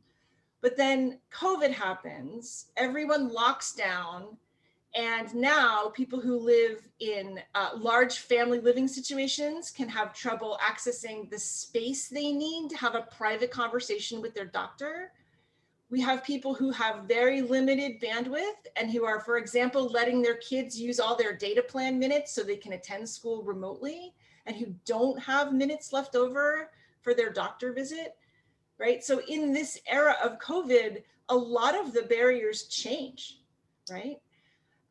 We've talked about older patients may need additional support, but honestly, some of them don't, right? A 65-year-old patient may have had a smartphone for 10 years, which is enough time to be comfortable with it, right? So how do we, 65 and older is too broad a brush to paint to figure out who gets extra support. So what do we know about patients that can help us figure out like who will really benefit from the support, and what patients will just see this as an extra annoyance that they have to go through to be seen by us, right? There are new groups that we have to figure out how to provide support for. Hard of hearing patients often don't use phones, right? In fact, I think Hector Ramirez mentioned this in the chat, right? Because hearing aids don't do well with devices. So these patients need transcription tools, which need to do the right thing with medical words, right? And which also need to support translation, right? Because the patient may be hard of hearing and not English speaking, right? So that's a big chewy issue that we got to get our hands on. And then the same thing happens with patients who have limited mobility or stability. There are patients who can literally arrange for wheelchair van transport to our clinic more easily than they can get to the start my visit now button on a smartphone, right? So it's important to think about what new groups do we have to think about providing support for. And that's what I got. And I'm really looking forward to the rest of the conversation. Thank you, Linda. Next panelist, Dr. Natalie Pagler. Dr. Pagler is a board-certified pediatric intensivist and a board-certified clinical informaticist. She's the Chief Medical Information Officer of Stanford Children's Health, Associate Program Director for the Stanford Clinical Informatics Fellowship, and Associate Professor of Pediatric Critical Care at Stanford University School of Medicine. She spearheaded the development of the Stanford Children's Digital Health Program. Dr. Pagler. Hi, everybody. Thank you so much for having me. And I will add that I am here today with Anshul Pandey, who is our Chief Technology Officer and has been absolutely essential to getting us up and running on telehealth. So I will, I'll share a couple slides too, not nearly as eloquent as Dr. Brannigan's, but would echo just about everything that she said in terms of what we are seeing. Hold on one second.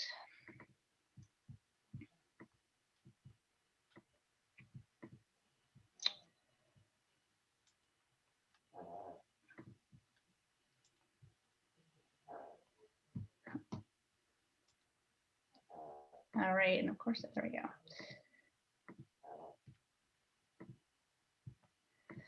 So, so I don't need to tell you this, but just as a background to our experience at Stanford Children's.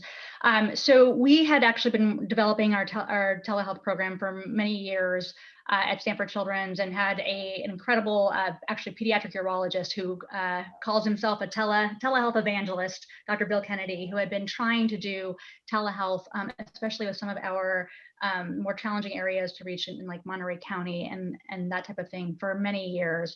But in the last few years, we had really worked to roll out telehealth to more broadly to serve the needs of our patients. And I'll say we are a children's hospital.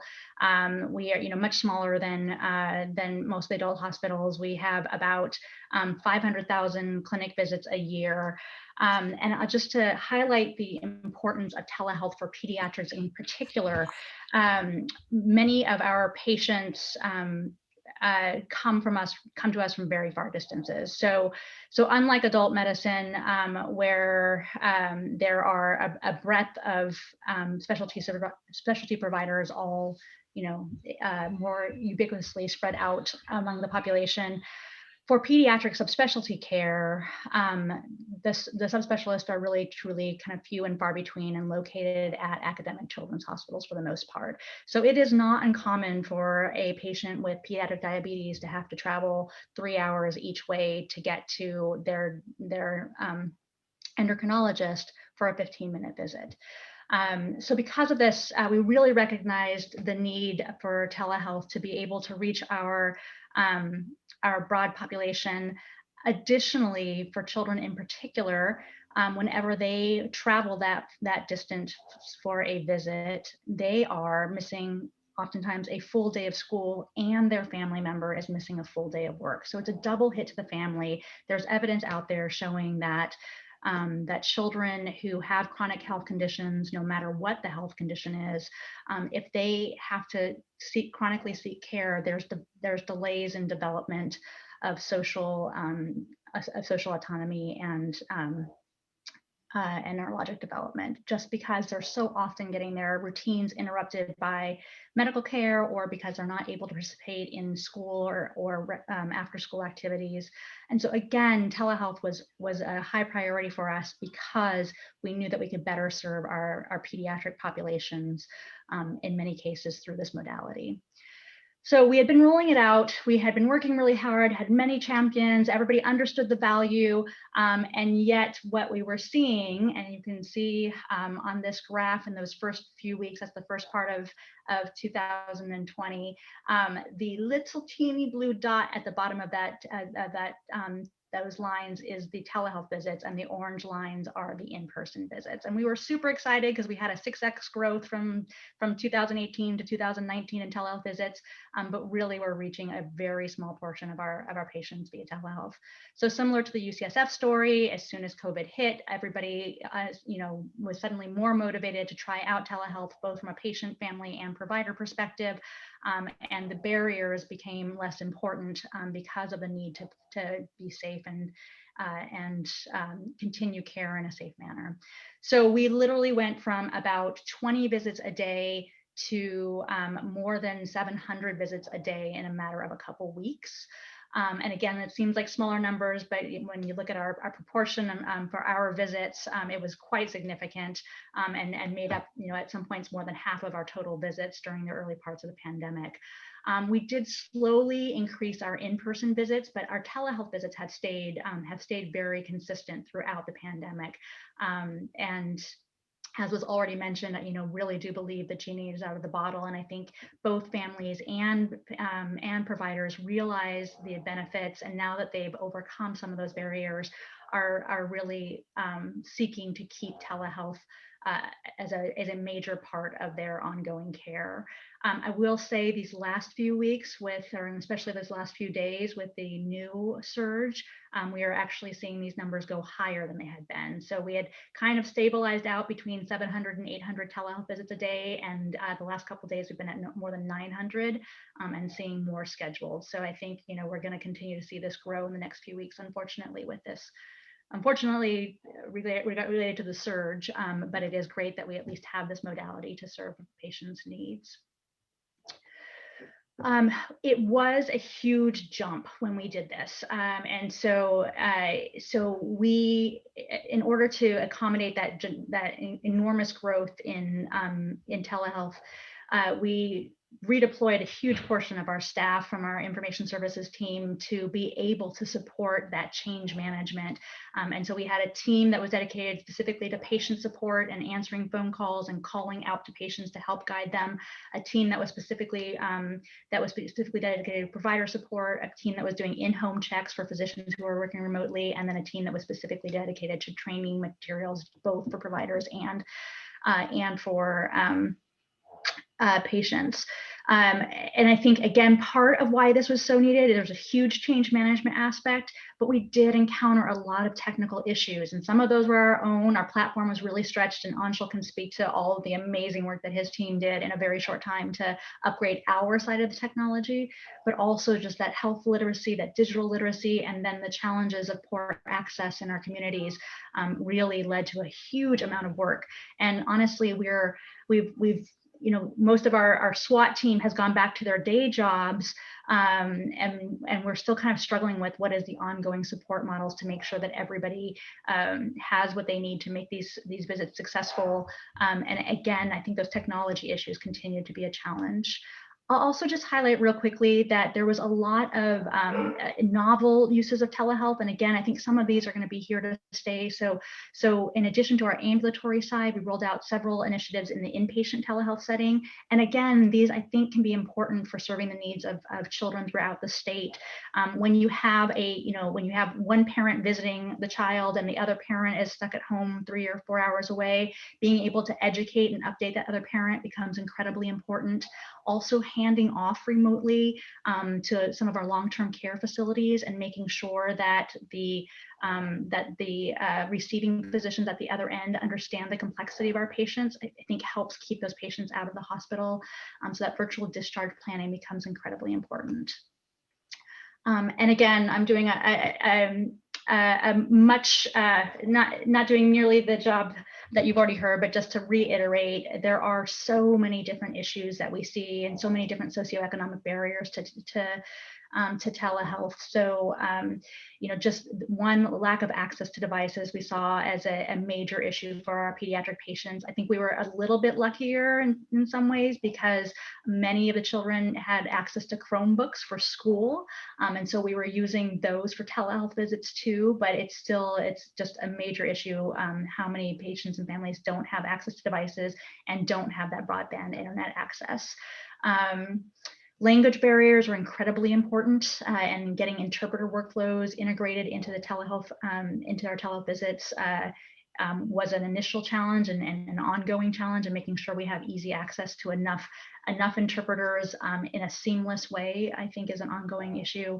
And then just again, as was highlighted earlier and much more eloquently, the ongoing kind of cultural and educational barriers, all kinds of concerns about the quality of telehealth or the privacy of telehealth, or just not, or not being comfortable with technology, I think really led to a lot of challenges. And similarly, I couldn't find it quickly enough, but we have one of our pediatric and endocrinologists has been really thoughtful and leading a lot of work on researching our telehealth exposure, and has found one, initially she did find significant cost savings in terms of time off work and time for driving to the visits this is just for diabetes patients, but then looked at some markers of our patients before and after COVID hit and saw that there was significantly decreased numbers of both Medicaid patients and Spanish-speaking patients in our telehealth population as opposed to our overall population. So really kind of highlighting how big an issue this digital divide is, and how important it is that we think about what we need to do to improve the equity in telehealth. So yeah, so that's the pieces that I have about kind of the clinical aspect of it. And Anshul, do you want to speak to some of the technology issues and some of the work that your team led during COVID? Yeah, thanks, Natalie, and thanks for inviting us to talk about our experience. From a technology perspective, one of the biggest challenges that we saw was that as a technologist in this organization, we only controlled half of the experience. So whereas I could control very well what devices my physicians were using, how they were connecting, what network they were working on, I had absolutely no control over what's happening on the patient side, and that leads to frustration on both ends of the conversation. Because if the physician cannot see it, if the voice quality is not that good, if the video is pixelating, that frustration is seen on both sides of the equation and makes for a really bad experience, which then prevents them from both the parties, the providers as well as the patients, from trying that technology all over again. So there was a lot of work that was done in the early days to understand how do we make that experience better? How do we handle the differences in that patient side and still manage it in a way that this conversation this communication could happen in a better way. And part of it was improving the underlying infrastructure that we were using. Part of it was working with the software and the hardware manufacturers to say, how do you handle this? How do you handle changes in network quality? How do you handle things like jitters? How do you handle bandwidth issues better from a software perspective?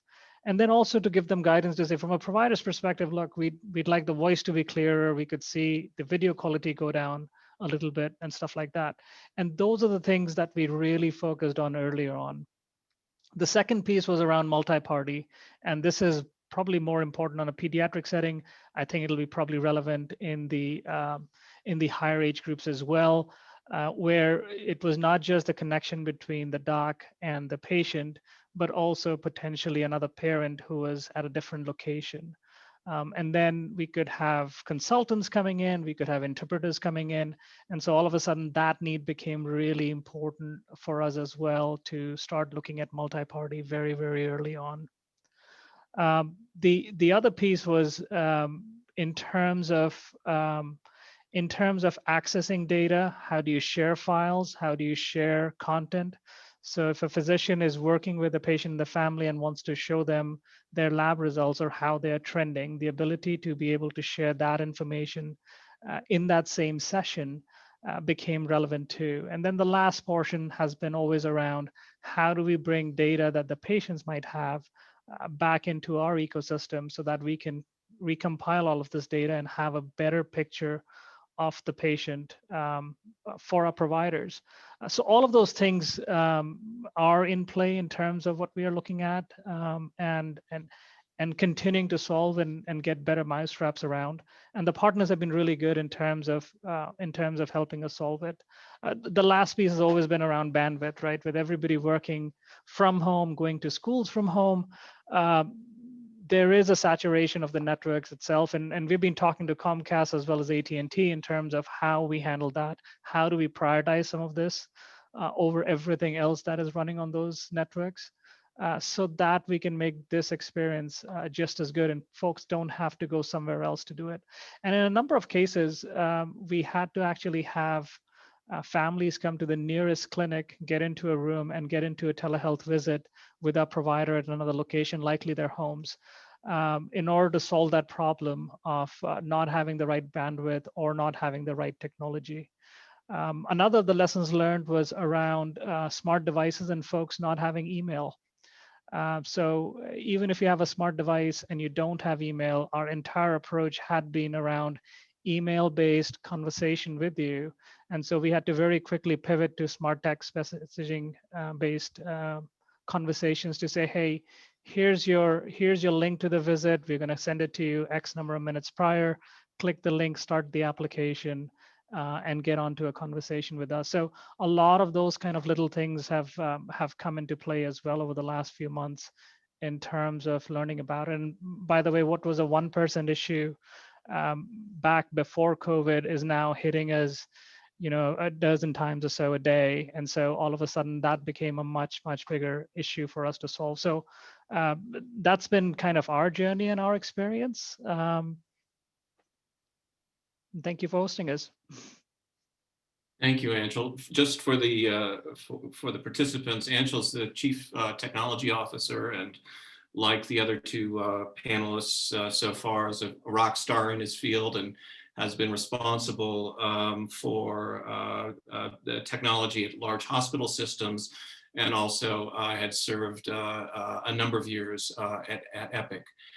And speaking of rock stars, the last panelist is Dr. James Marson, and he practices in the Pediatric Intensive Care Unit at the UC Davis Children's Hospital.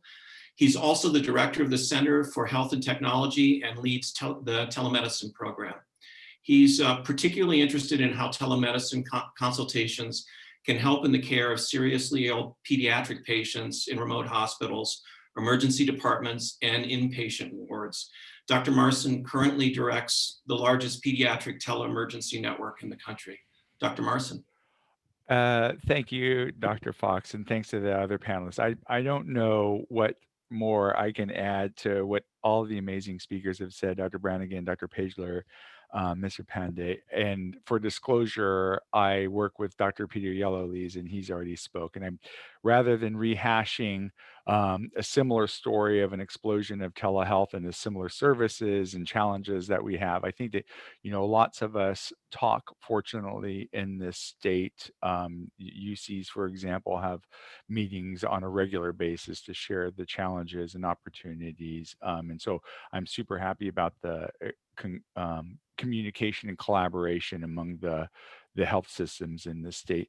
I'll just take 15 seconds because the one thing I can provide following rock stars, I don't want to subject you to listen to a eighth grade band like myself, is to try and get you back on time. And so I'm going to just wanted to highlight two different things that we like others are doing at UC Davis's. And there's one is to take this opportunity of the pandemic to reimagine the way that we deliver healthcare, right? This is it's shaken everything up so much that we want to not fall back into the same rut that we were before, but to rather to most efficiently and in a patient-centered way, apply e-consultations, video visits, provider-to-provider consultations, to FQHCs, all of these things, and in-person care, the right type of care for the right patient at the right time. And so we're hoping we're scrambling to rebuild the infrastructure of not only our telehealth program,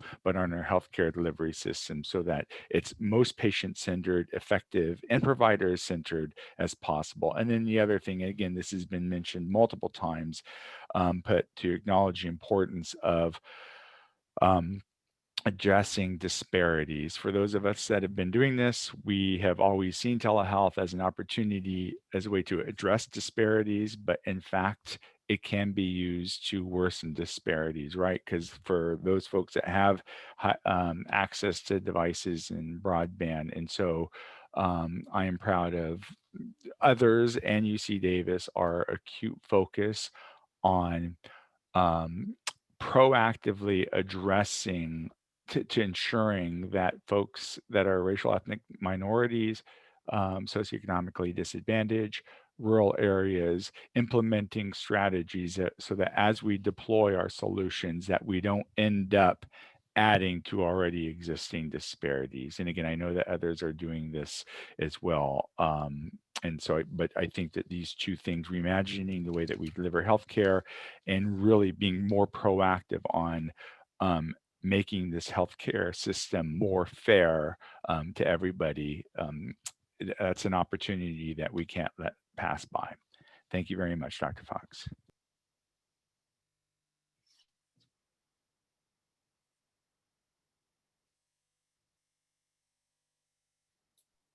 Louis, thank you, Louis Fox, for this amazing panel. Extraordinary information. I will say, Dr. Marston, I'm also going to put you in the rock star category. So you do not get to escape that, because what we have now heard you say in summing up for everybody who has spoken, this is the opportunity to reimagine patient-centered care and also to address with focus and determination disparities. So thank you. You did get us back on time or almost, so this is huge. And here's the other thing that I hope everybody can appreciate, that there is such a convergence of thinking, such an alignment of observations and emerging conclusions that help the policymakers and our regulators about what we do next to optimize the use of technology, not for its own sake, but for the benefit of the health of the population of Californians. So thank you all. And every chat is part of the record that we are compiling for the administration and for the legislature. We had a very important question as an example that Gretchen Alkema, who is with the SCAN Foundation, asked of Dan in terms of the e-filing for the telehealth checklist. We will get that back to everyone, and maybe Dan, you can also put the link into the chat. But I just wanted to assure everybody that just as we did before, all of the questions all of the comments that are in chat are part of the record. We're getting all of the questions answered by all of the experts who have participated today and also in October. And so with that, we're going to actually turn to our last presenter from the VA system, a very important integrated healthcare system serving veterans. We have the medical director for virtual behavioral health services at Palo Alto Veterans Affairs Healthcare System, who is also Stanford trained. And so Dr. Alka Marther. Hi, everyone. I'm going to try to make this brief. I know it's the last presentation right before lunch, so I'll try to focus on some of the VA specifics, because a lot, throughout this conference, we've heard about the benefits and the surges in telehealth. So I'll try to keep it very particular to the VA and leave some time for questions if needed. And I have a couple of slides, so I'm just going to share those quickly.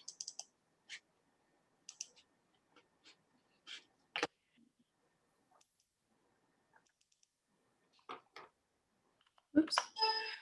So I'm here to talk about the VA system. And the one thing I wanted to kind of start off with is our system is quite different from other systems in that we're a federal entity. We're, behold to the national, government and their dictations for how we proceed. And so the way that we're split up, instead of by states, is we're split up into 23 VISNs. And these VISNs are spread out throughout the country. So we're kind of lumped up with other states that are near us. So we're located in VISN 21, which consists of California, Nevada, Guam, as well as the Philippines and Hawaii. So it's hard to break down just specifics for California.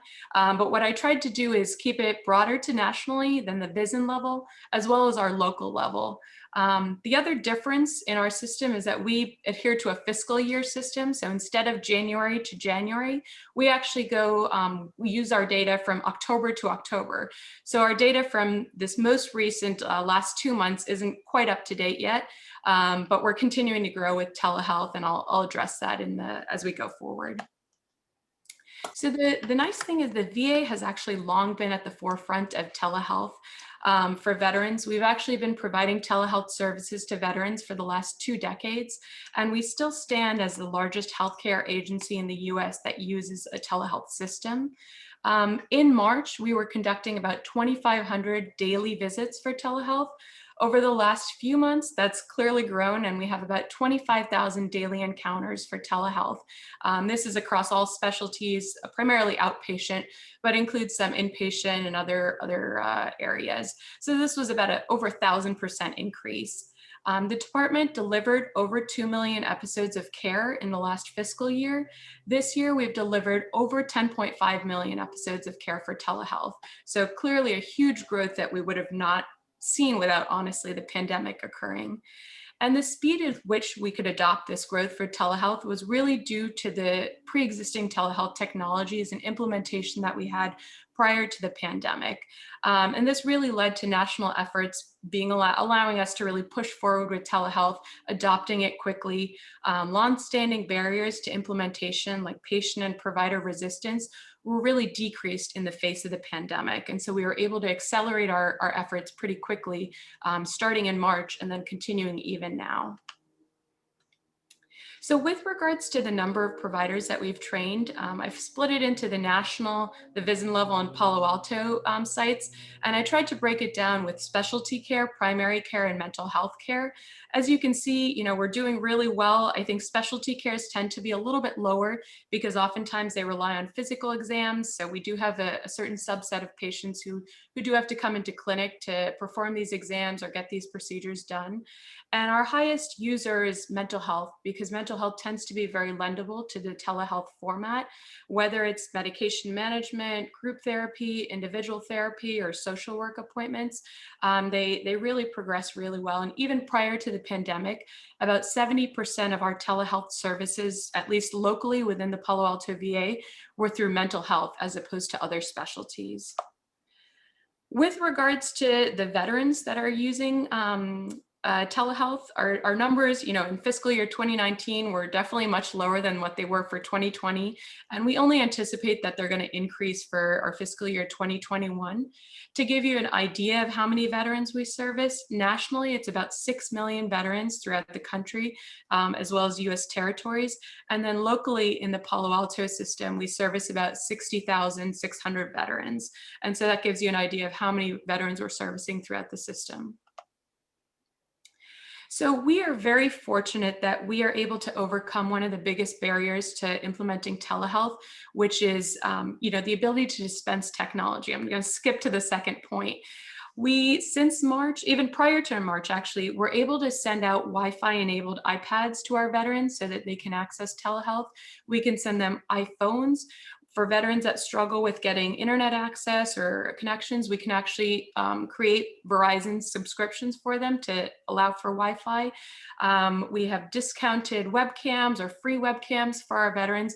And since March, we've deployed a record number of these throughout the entire country to our veterans so that really it can ease access.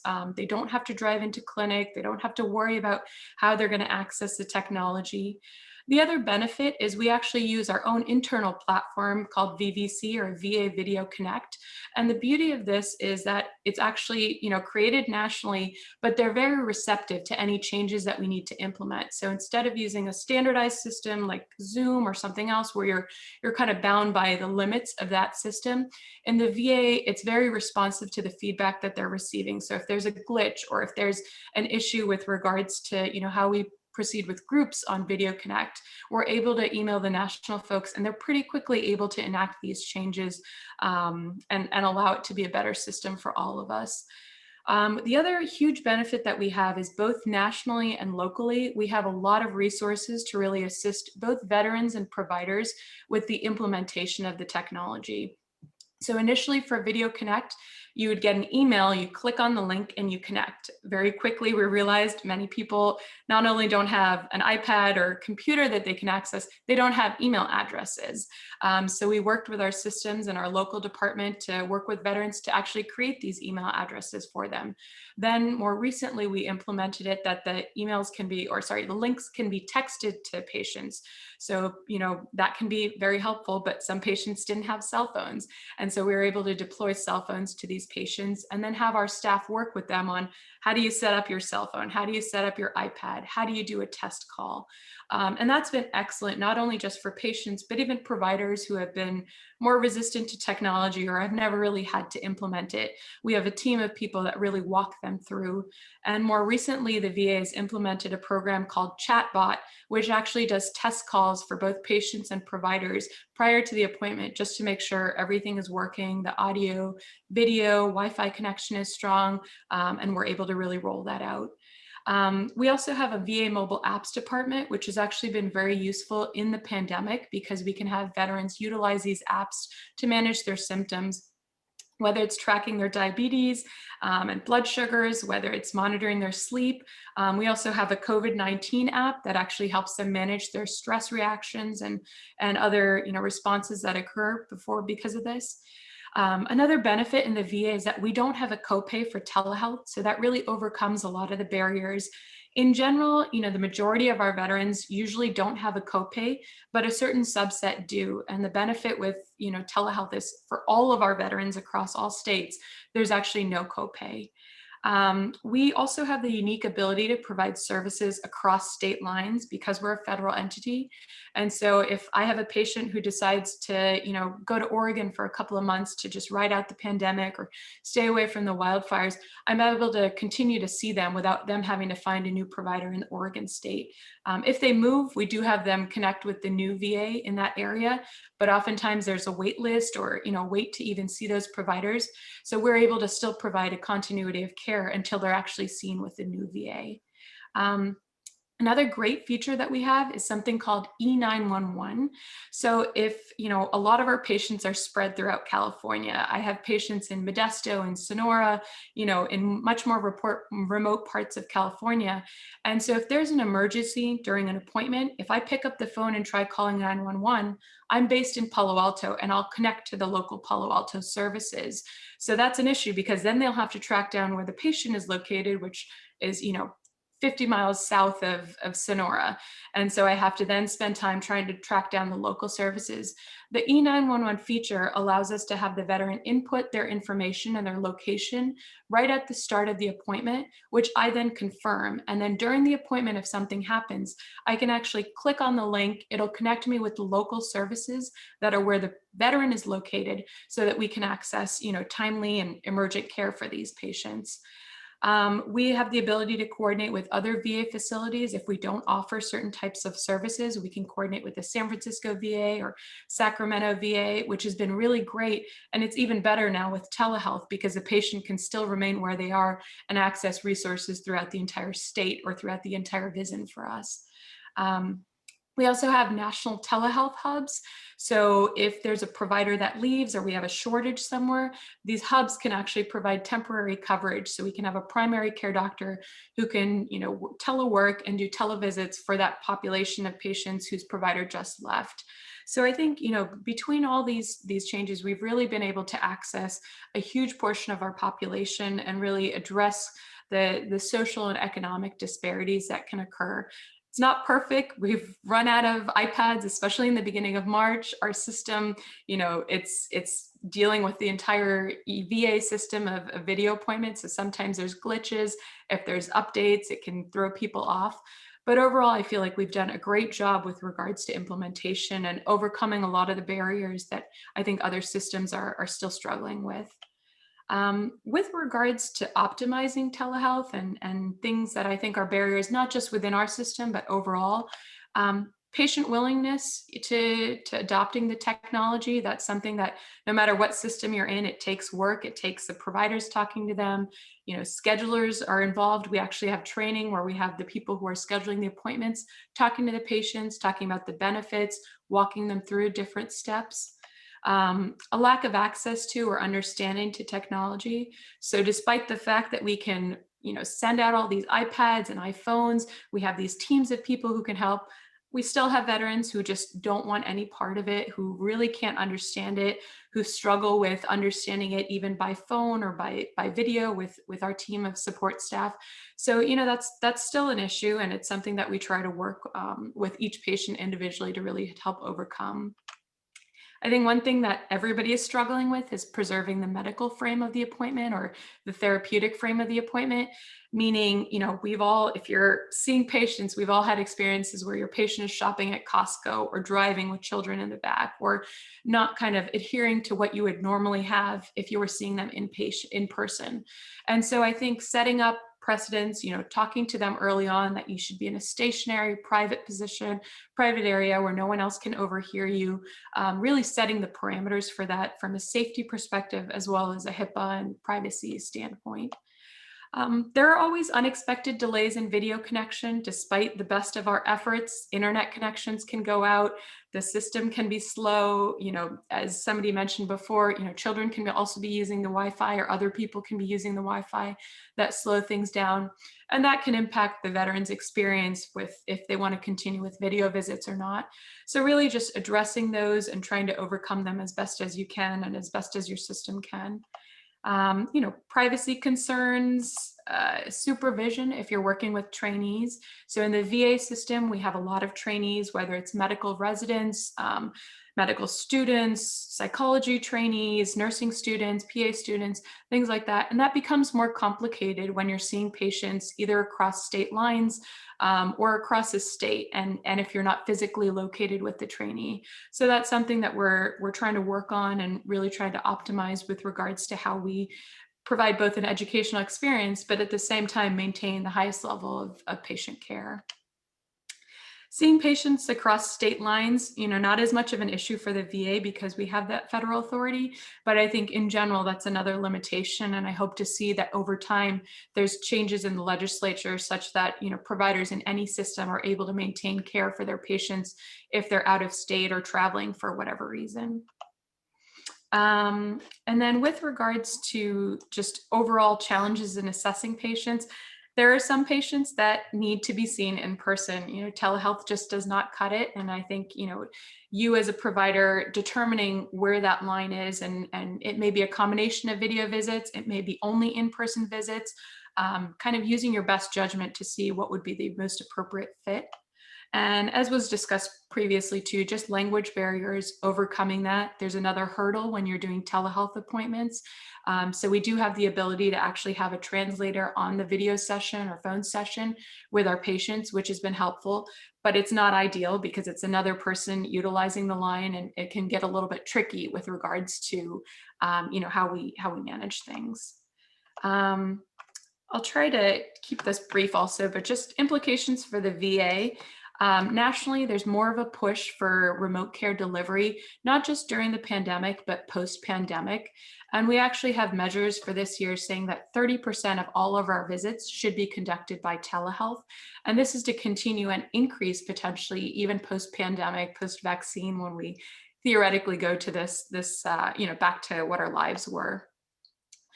We have also seen that both patients and providers are much more comfortable with VVC. There's higher adoption rates among both groups, not just because of the pandemic, but in general, as there are more patients and providers doing these visits, they actually feel, it'll lead to my next point, but patients actually feel more comfortable with doing video visits. They don't have to travel long distances to get to their nearest VA clinic. They can, work, if they're even during their workday, they can stop and quickly do their appointment as opposed to stopping and driving a couple of hours. They don't have to worry about childcare.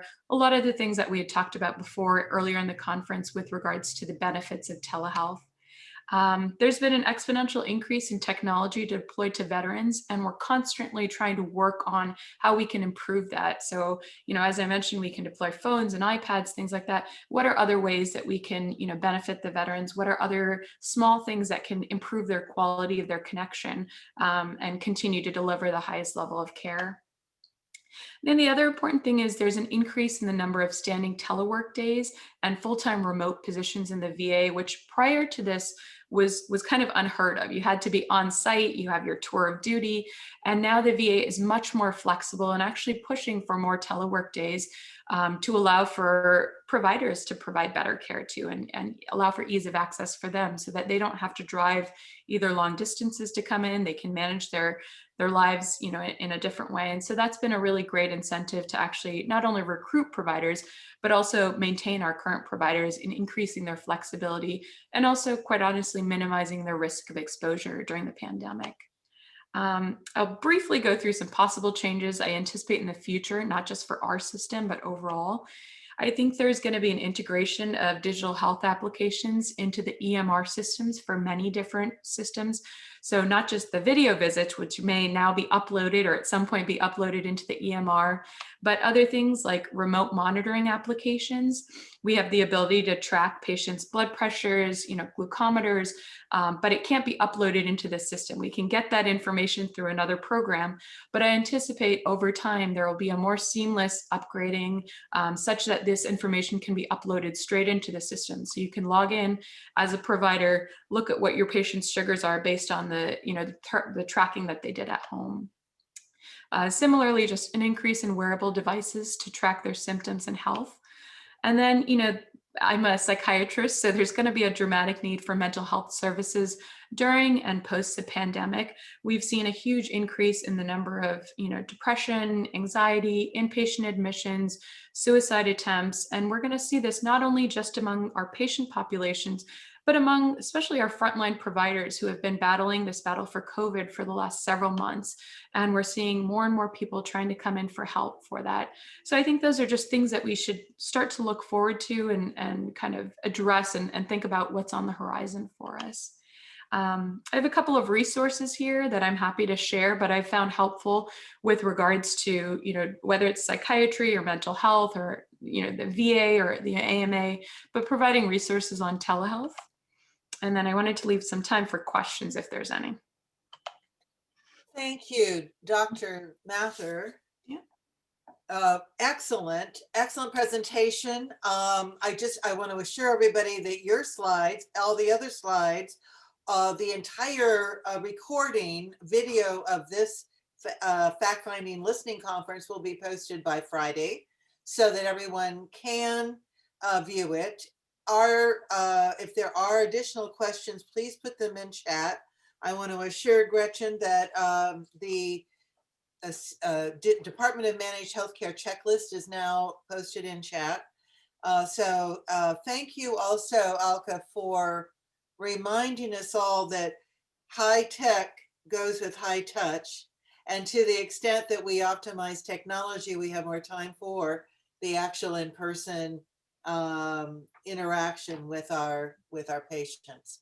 So thank you very much. I want to turn to Barb Johnston-Yellowlees for a response to this presentation. Barb really wanted you, Dr. Mather, to share. It was a great capstone and a great view of what the Veterans Administration system can do and is doing, and your expectations or vision for the future applies across all systems. So thank you very much.